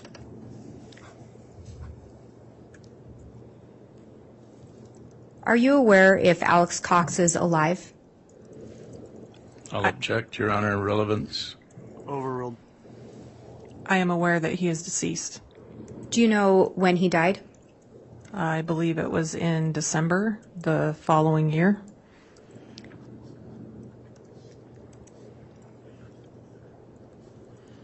Could it have been December of the same year? It could have been, yes. If Alex Cox was still alive, do you believe your agency would have made a recommendation for charges to be filed? Objection. Sustained. Instruct the witness not to answer that. Your Honor, she was asked a question specifically regarding the arrest of Alex Cox by defense. I understand, and I'm limiting the nature of the cross because this is information related to Arizona for which the defendant's not on trial. Do you generally arrest someone the day of an investigation is opened? I'll object. Relevance. Your Honor, again, they specifically asked. That's overruled, and the witness can answer. Can you say that again? Sorry. Do you generally make an arrest the day an investigation is opened? I would say no, because generally every case is different, and it depends on the circumstances in the case and the totality of the investigation.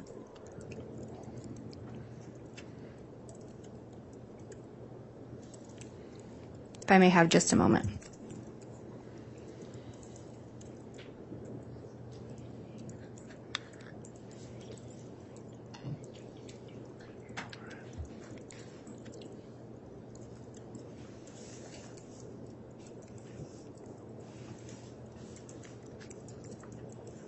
Your Honor, may we approach briefly?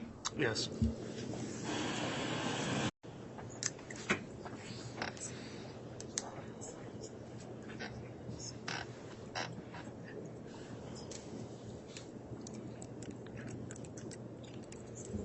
Your Honor, the state has no further questions.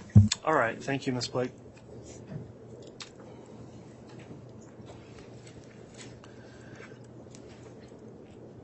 And Your Honor, the state would ask that this witness be excused. Okay. Any objection to this witness being released at this time from the defense? No objection. All right. Thank you, Detective Inklin. Then you can be excused. Thank you for your testimony today.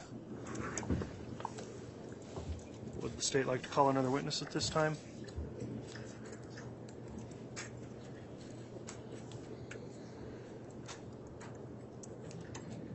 We could also consider the afternoon break if you'd like to do that before your next witness. It's up to you, Ms. Blake.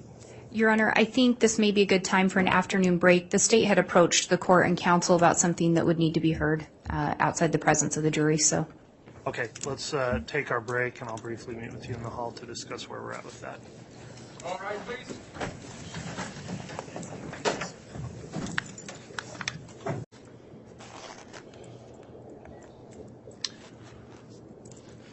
Okay, we're going back on the record on case CR 22-21-1624, State of Idaho versus Lori Vallow. We just completed our afternoon recess, and the state is preparing to call a next witness.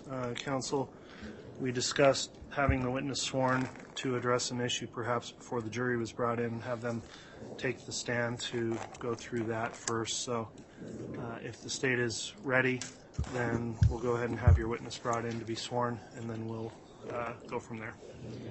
Thank you, Your Honor. The state will call April Raymond.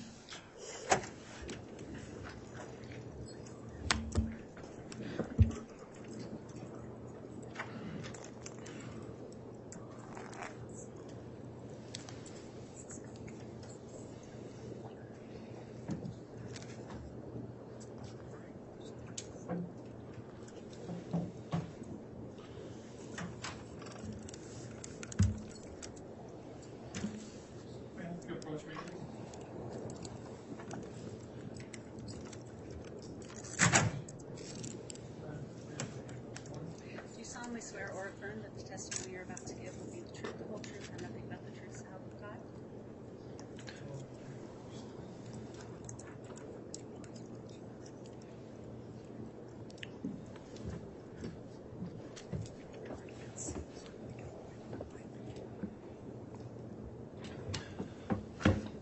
All right, now that the witness has been sworn, I've been asking each witness, because there's a rule called the exclusionary rule that allows for witnesses to not be permitted to review or listen to other testimony during trial. So I've been asking each witness, because we've got multiple viewing locations for the court, so we're not always clear on who may be observing trial testimony, and that would apply to those witnesses that are going to be providing testimony in the case. With this particular witness, the state, and I very much appreciate you bringing it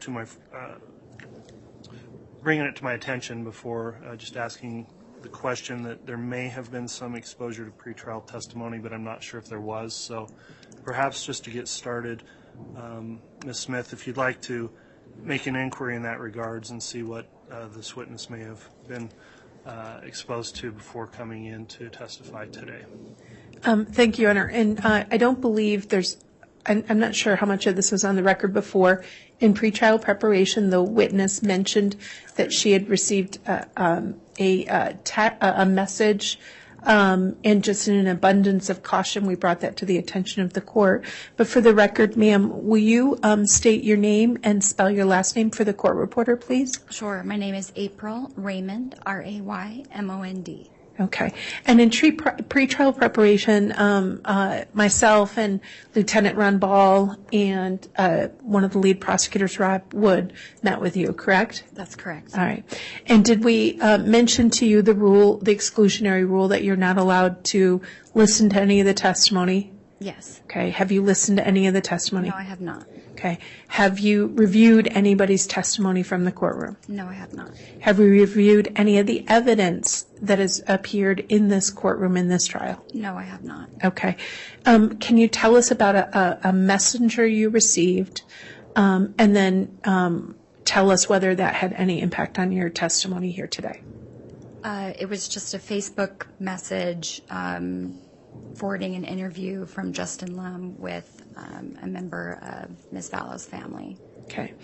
And you received a Facebook messenger of an interview from journalist Justin Lum? I did. Okay.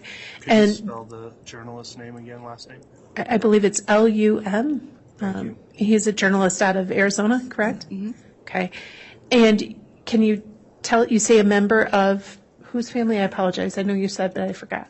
So it was an interview with Lori's cousin that wasn't, I don't believe it was just an interview that the reporter did independently, not involving this proceeding. Okay. And that interview was not about this trial itself or witness testimony? No, it was not. Okay. I haven't watched the whole thing. Was there anything in that interview by Mr. Lum of the defendant's cousin talking about the evidence in this trial occurring now in Boise? Honestly, I didn't complete the entire interview. I saw maybe 2 minutes of it. I didn't watch the whole interview. So what I saw did not have anything to do with what's been happening. And with clarification from you and your team, I understood that it really didn't have anything to do with the exclusionary clause. Okay. But did you follow up on it, look at it? Did you do anything else with that link? No, I did not. Okay. Have you looked at any other links about the trial testimony in this case? No, I have not. Okay. Anything about the evidence offered in this case? No. Okay. Did you look at any of the comments associated with Mr. Lum's article? The comments on the article from Lori's cousin? Yes. Yes, I did. Okay. Did you see anything in there that would affect your testimony today? In my opinion, no. Okay. Did you see any comments in there about trial testimony before Judge Boyce? No. Okay. Your Honor, does the court have any other questions? I don't have any further questions with that line of questioning you just went through. I will, however, allow the defense at this point to ask any further questions just on that narrow, limited scope of the issue of the exclusionary rule. I'm not sure which attorney would be conducting cross in this case for the witness, Mr. Archibald. All right. Do you have any questions for Ms. Raymond on regards to the exclusionary rule before we get started with her testimony? So this article that you started but didn't finish, you scrolled down to read the comments about the article? Yes. And what were the comments saying? I mean, in general, it was about the LDS Church's influence on the proceedings. That was one comment. How about the other ones? I mean, I didn't read every comment, just a handful of comments. Oh. That's what you remember reading was people talking about the LDS Church? Yes. Anything else? No. In your exposure to what's happened here in this case, you've previously provided interviews for the media, is that right? That's correct. And has the media contacted you to do follow-up interviews? Judge, Yes. I'm going to object. That's beyond the scope of this. I understand it's fair for cross in front of the jurors, but for this particular issue, I failed to see the relevance. I'll sustain that. We're narrowed in scope right here to Idaho Rule of Evidence 615, which is just the exclusionary rule, which is narrow in scope as to whether any trial testimony has been observed. So that was my question, whether being contacted by the media and to set up another interview with you if you've been told what's been going on in the case. No, I have not. So have you agreed to grant interviews to these media outlets? Judge, again, I understand it's a question for regular cross, but as to the particular issues involving pretrial publicity or trial publicity exposure, it's beyond the scope. It is. And at this point, unless there's any further indication the court's satisfied the exclusionary rule would not have been violated by listening to any other witnesses' testimony in the case. So if you have any other questions just directly on that point, you can ask those now, and you'll have an opportunity for those other topics on cross, Mr. Archibald. Well, I think my question does go to what reporters have told her if she's talked to them. So have you talked to them? Your Honor, I'm going to object to vague. If we're talking about after the trial started rather than before, I still think it's not relevant. I think it's beyond the scope, but that question itself is, one, irrelevant, two, vague. Well, I don't want to get too far afield here. I am going to overrule that objection, Mr. Archibald. If you can keep it narrowed to the scope of trial testimony and re-ask the question, I'll allow it. Have you been contacted by interviewers, the media, reporters, about following up on previous interviews that you did with the media? Yes, I have, and I've given them the directive from the prosecutor's office that was included in the subpoena that I received. So you told them, I'll talk to you after the trial, but not before the trial?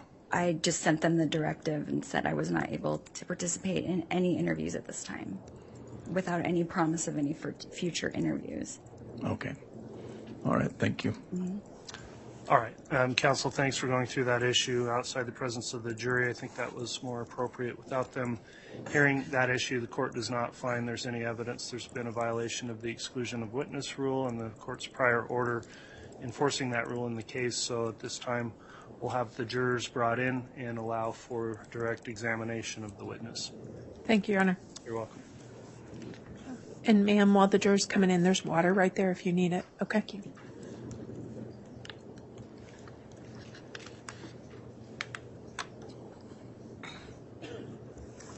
rise, please.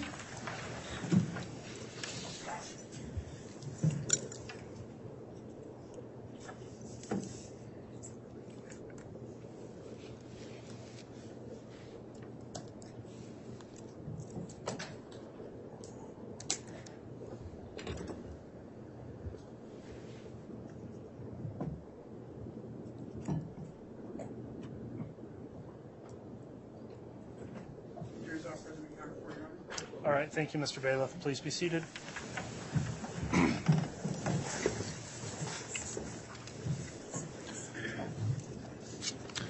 All right, the witness has been sworn. We can commence with direct examination. I'll just instruct the witness, please use verbal responses to any questions and avoid talking at the same time as anyone questioning you so we can keep the record clear in the case. With that in mind, then, Ms. Smith, you can conduct your direct examination. Thank you, Your Honor. Good afternoon. Hello. Hello. Can you please introduce yourself to the ladies and gentlemen of the jury and spell your last name for the record, please? Of course. So my name is April Raymond. My last name is spelled Raymond. Okay. And ma'am, where do you live? I live in Kilauea, Hawaii. Okay. How long have you lived in Hawaii? I've lived in Hawaii for 18 years. Okay. Do you have any children? I do. I have 2. Okay. And do you know Lori Vallow? I did know Lori Vallow, yes. Okay. How did you know Lori Vallow? We met as we were both members of the Hanalei branch. Okay. When you say Hanalei branch, is that a part of the LDS church? It is. It's a branch is a division smaller than a ward. There's not enough of population to have a ward, so we have branches. Okay. Do you remember when you met her at the branch? I do. When was that? 2016. Okay. And how was it you came to know her? So we were introduced at church, and she had become the president of the primary organization and had asked me to be one of her counselors. Okay. And did your relationship just stay at church, or did it progress into a friendship outside the church? We did have a friendship outside of our auxiliary responsibilities, yes. Okay. And what was the nature of that friendship? Our children spent time together. We spent time in each other's homes, celebrated holidays together. Okay. Did you get to know her daughter, Tylee? I did. Okay. Did you get to know her son, JJ? I did. Was her son, Colby, living in the home at the time? Off and on. So he was there for a time, and then he was called on a mission, and then he was home again. So he wasn't there the entire time that the Vallows were there.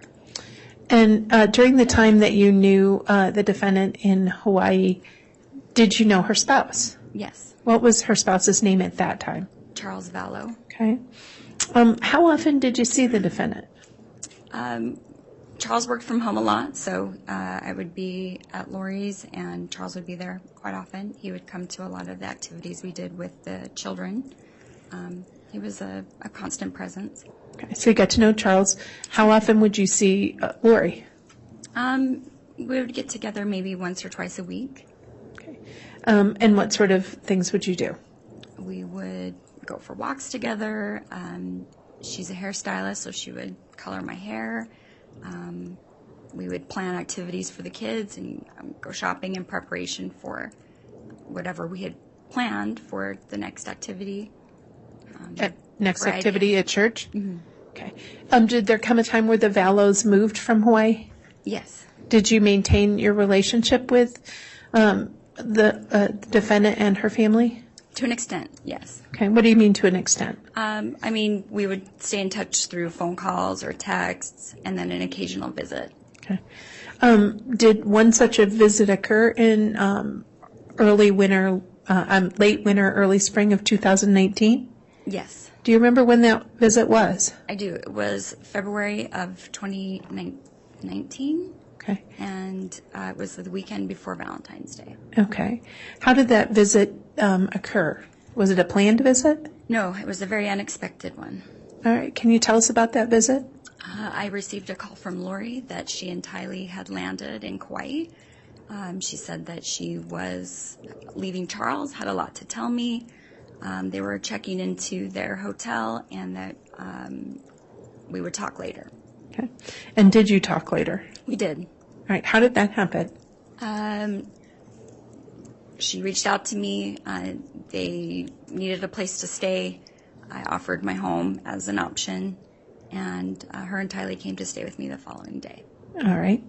Did you have a chance to talk to her about her situation back home? Yes. And when I say back home, in February of 2019, where did you understand from the defendant, Lori Vallow, that she was living? In Arizona. Okay. Did she talk to you about what was going on in her home in Arizona? Yes. She said that a lot had changed. She said that her and Charles were going to be getting divorced, that Charles had an affair. And then the conversation changed to where Charles wasn't Charles, that Charles was a demon named Ned Snyder. And the conversation just kind of evolved from there. Okay. So there's a lot in that answer, so let me make sure I understand. You had a conversation that they were getting separated or they were divorcing? Initially, yes. Okay. Who was visiting with Lori Vallow when she was at your home at this time? Tylee was with her. Where was JJ? JJ was with Charles, was my understanding. Okay. And did the defendant say why she didn't bring JJ? She said that she was done with JJ and that Charles and his sister Kay would need to figure it out. Okay. And what did you understand that meant done with JJ meant? Taken into the context of she's going through a divorce, I took it to mean that if they went through a divorce, that Tylee would go with Lori and Charles would take on the responsibility of JJ exclusively, was my understanding. Okay. And during this, you also mentioned that she talked about that Charles was no longer Charles. Yes. All right. What did she say about that? In terms of? When she said Charles was no longer Charles, how was that connected to her talking about separating from Charles? Sure. So she had said that Charles was already dead and that there was a demon living inside him and kind of using his body as a host, and that the demon's name was Ned Snyder. Did you follow up on that? Did she give you any sort of evidence of this? When I asked, how do you know that it's not Charles, she said, because he's shorter.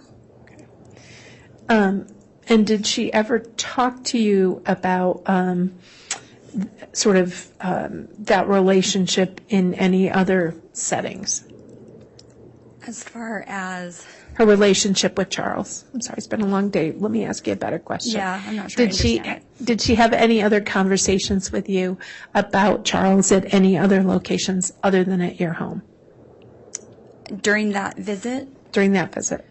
It wasn't that week that she stayed with me. Was there another conversation later? Yes. Okay. Was there any other conversations about Charles that week she stayed with you? Yes. Tell us about the conversation that occurred that week she stayed with you. So during that week, apparently Charles didn't know that she was in Hawaii. And why do you say that? Because that's what she told me. And she said that if Charles reached out, to not tell him where she was, and that he was had a private investigator kind of following her, and that she had led him to believe that she was going to be in Idaho for a conference, and that he was going to be having her served with papers in Idaho. What type of papers? I assumed they were divorce papers. Okay. Any other conversations that week they were in staying with you in Hawaii that you can recall? Not really anything more than what we've already discussed. Okay. And earlier you indicated there had been additional conversations. Did they stay with you the entire time they were in Hawaii? No, they did not. Okay. So after that week they were with you, where did they go? Kauai Beach Resort. Okay.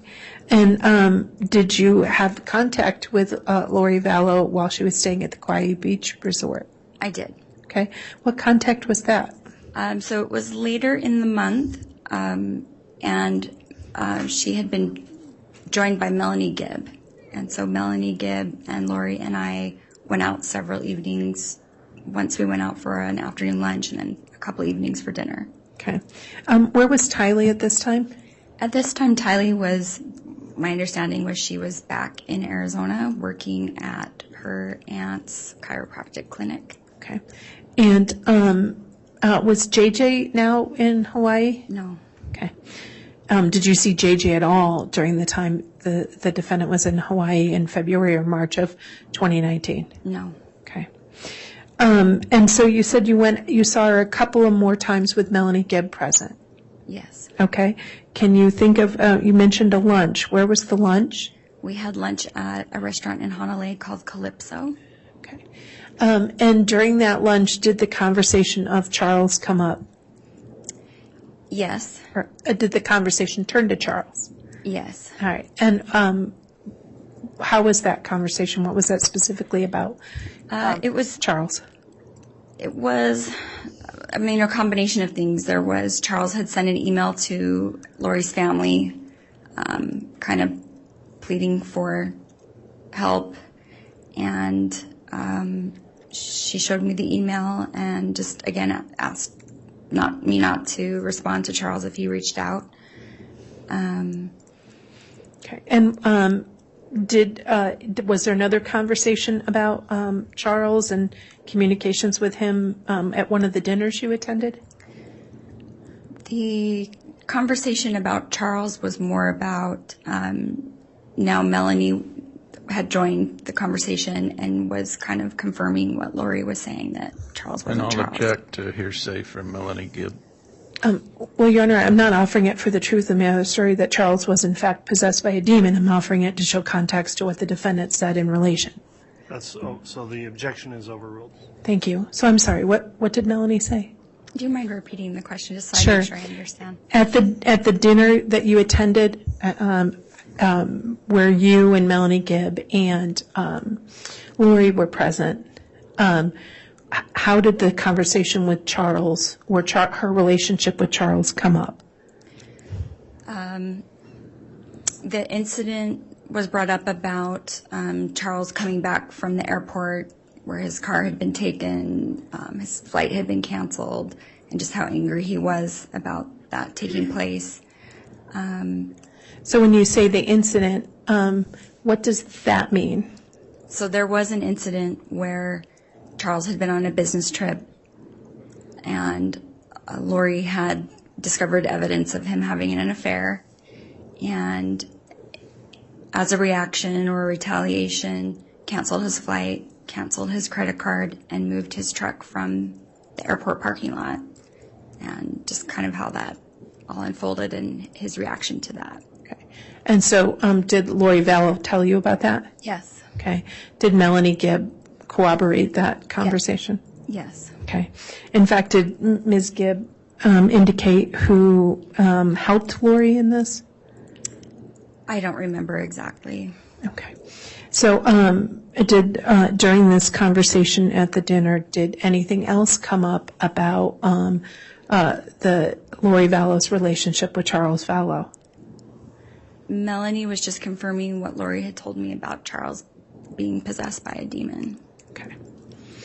Now, during these various conversations, did the defendant ever talk to you about participating in the formation of the 144,000 who are supposed to shepherd in the second coming of Christ? Yes, that was a conversation the first night that she stayed with me, when it was just she and Tylee. Okay. And what did Lori Vallow say to you about that? She said that she had been appointed leader of one of the 144,000 and that she was there to gather me. And what did you understand gather you meant? To join her. Okay. And what did she say was going to be needed for you to do in order to join her in this group? That I would need to be separated from my children. Okay. Did she indicate why? Basically that my children were raised, I'd fulfilled my role in their lives, and that I had a greater calling, a greater mission to perform with her. Okay. And did she indicate that what you should do with your kids? Basically, just leave them with their father. Okay. If I may have one moment, Your Honor. Yes.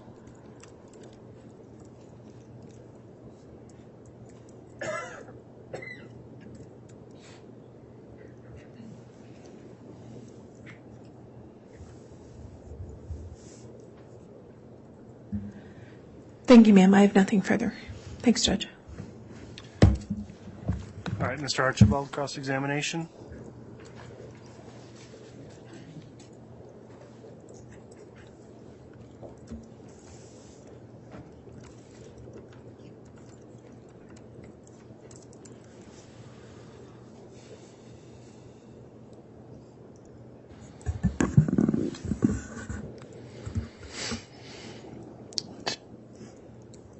So Lori was in Hawaii, lived there a year or two in 2016, 2017? Correct. And that's, you still live there? I do. And you two were friends and fellow church members? Yes, sir. And you say you had some kids. How old were they back then? Well, now I'd have to do the math, but they're 17 and 18 now. Okay. So, yeah. So maybe 10 and 12 around there. Yes, sir. So during this visit in February of 2019, you were getting caught up with your old friend, Lori. Yes, sir.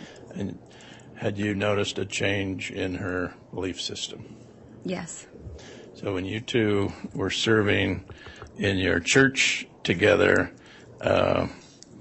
did she believe in multiple lives or multiple creations? Not to my knowledge. Did she mention that in February of 2019? Yes.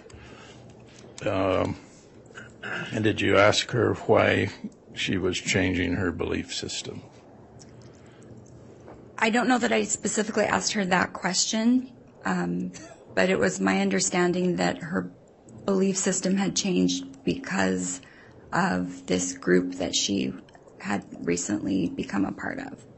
Okay. And so previously, when she lived in Hawaii with you in 2016-17, she didn't have any what would call out of the norm beliefs about Jesus. Not from my observation, no. And then in February of 2019, you noticed that her beliefs about Jesus had changed. They started to change a little bit prior to that. There was a visit before that 2019 visit in July of 2018, and that's the first time, but that was after she had moved to Arizona. But that was the first time. And then the visit in 2019, the beliefs were more amplified than before. Okay. So in July of 2018, where did you two visit? At Quiet Beach Resort. Okay, so that was also in Hawaii. Yes, sir. And in 2018 or 2019, did she start to talk about multiple lives, being someone else in a previous life? Yes. And did you believe in that? No. And did the church that you two attended together, is that what they taught? No. Did she, in July of 18 or February of 19, did she start to talk about zombies? Not in 2018, but in 2019. Okay. And is that something that you two had previously talked about in Hawaii in 2016? No. So that was something new as well. Yes. How about casting out evil spirits? Did Lori have that new belief that she had some power to do that? Not that she shared with me. Okay. In July of 18 or February of 19, did you talk about castings? No. Okay. How about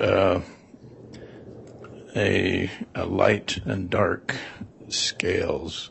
Did you ever hear that, or did she talk to you about that? Yes. And when was that? In 2019 at my home. Okay. And did you think that was unusual? Yes. Certainly something that you two had never talked about when you lived in Hawaii previously in 2016. That's correct. Did she tell you in 2019 that she was a goddess? Yes. And what was your reaction to that? I just tried to not react and just listen to her. You mentioned that she said she was a leader of the 144,000. That happened in the February of 2019? Yes, sir. And had she ever mentioned that in 2016? Not in 2016, but in 2018. And did you ask her where she was starting, or why she was starting to change her beliefs? Yes, and it was that she had had some experiences in the LDS temple that had changed her view of herself and her life. And then she had found these, like, a group of like-minded individuals who had also had those same experiences. And did you, when she was telling you that, did you believe it? No. And did you tell her that? Yes. And what was her response to you? I don't think she was upset. I think my impression was she just thought I wasn't ready to hear it, maybe. Okay.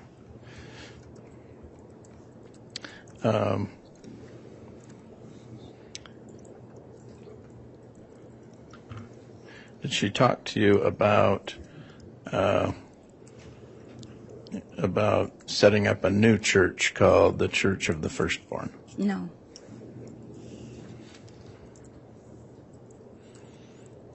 When you two, you say you served together in a branch in Hawaii. Is that in 2016, 2017? Yes. And what organization was that? It's called the Primary. And the Primary is for children? Children 12 and under. And so, what did you and Lori spend time in Primary teaching children? So you would teach from scriptures. She has a strong background in music, so she, did a lot of music time with the children. We planned activities for during the week, holiday parties. We usually had one activity a week, and then the services on Sunday that we would plan and participate in. And so for these activities and for the lessons for these children under the age of 12, were they taught about Jesus? Yes. And were they taught that Jesus was good? Yes. Were these children taught that Jesus healed sick people? Yes. Were they taught that Jesus cast out evil spirits? Perhaps. I don't recall specifically. Okay. But just simple lessons about the love of God and how we need to be good people. Yes. That was the subject of the lessons in 2016. Yes. And so, with your friend, 3 years later, you'd noticed that her focus wasn't on that anymore; it was on other things. Yes.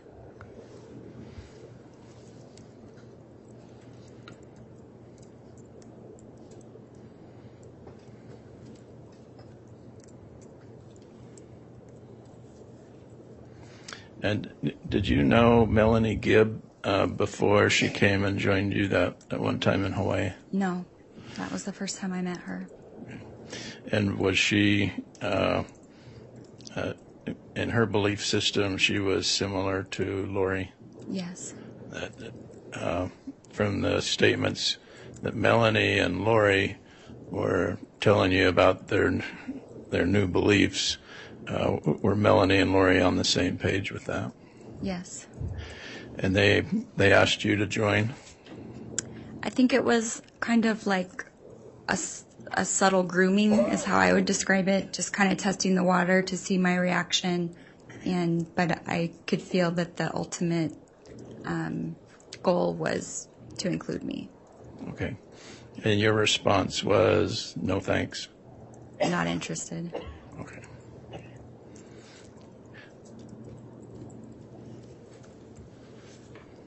Thank you very much. Mr. Archibald, that then concludes the cross-examination. Does the state have any redirect? Very briefly, Your Honor. Very well.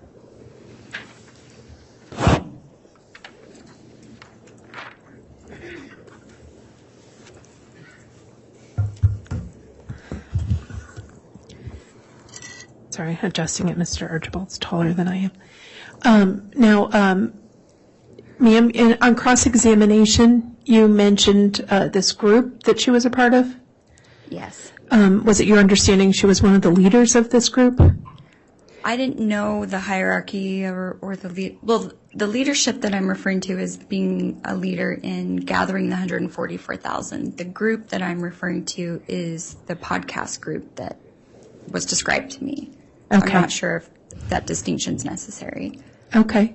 This podcast group, who was in it? The names that I was told were Zulema Pastenes, Melanie Gibb, Jason Mao, Thor, I don't remember his last name, Chad Daybell. Okay. The individuals in this podcast group, were they also committed to this mission in helping form and pull together the $144,000? That was my understanding of how it was explained to me, yes. And that was explained to you by Lori Vallow? Yes. Nothing further. Thank you, Your Honor. All right. Thank you, Ms. Smith. Any recross on that? Okay. That will conclude your testimony then. Thank you for appearing and testifying today. Is this witness allowed to be excused? I would ask that she is. Any objection from the defense? No objection. All right. Then you're excused from any subpoena you may be under, and I'll let you go ahead and step down and then address the jurors in the gallery here.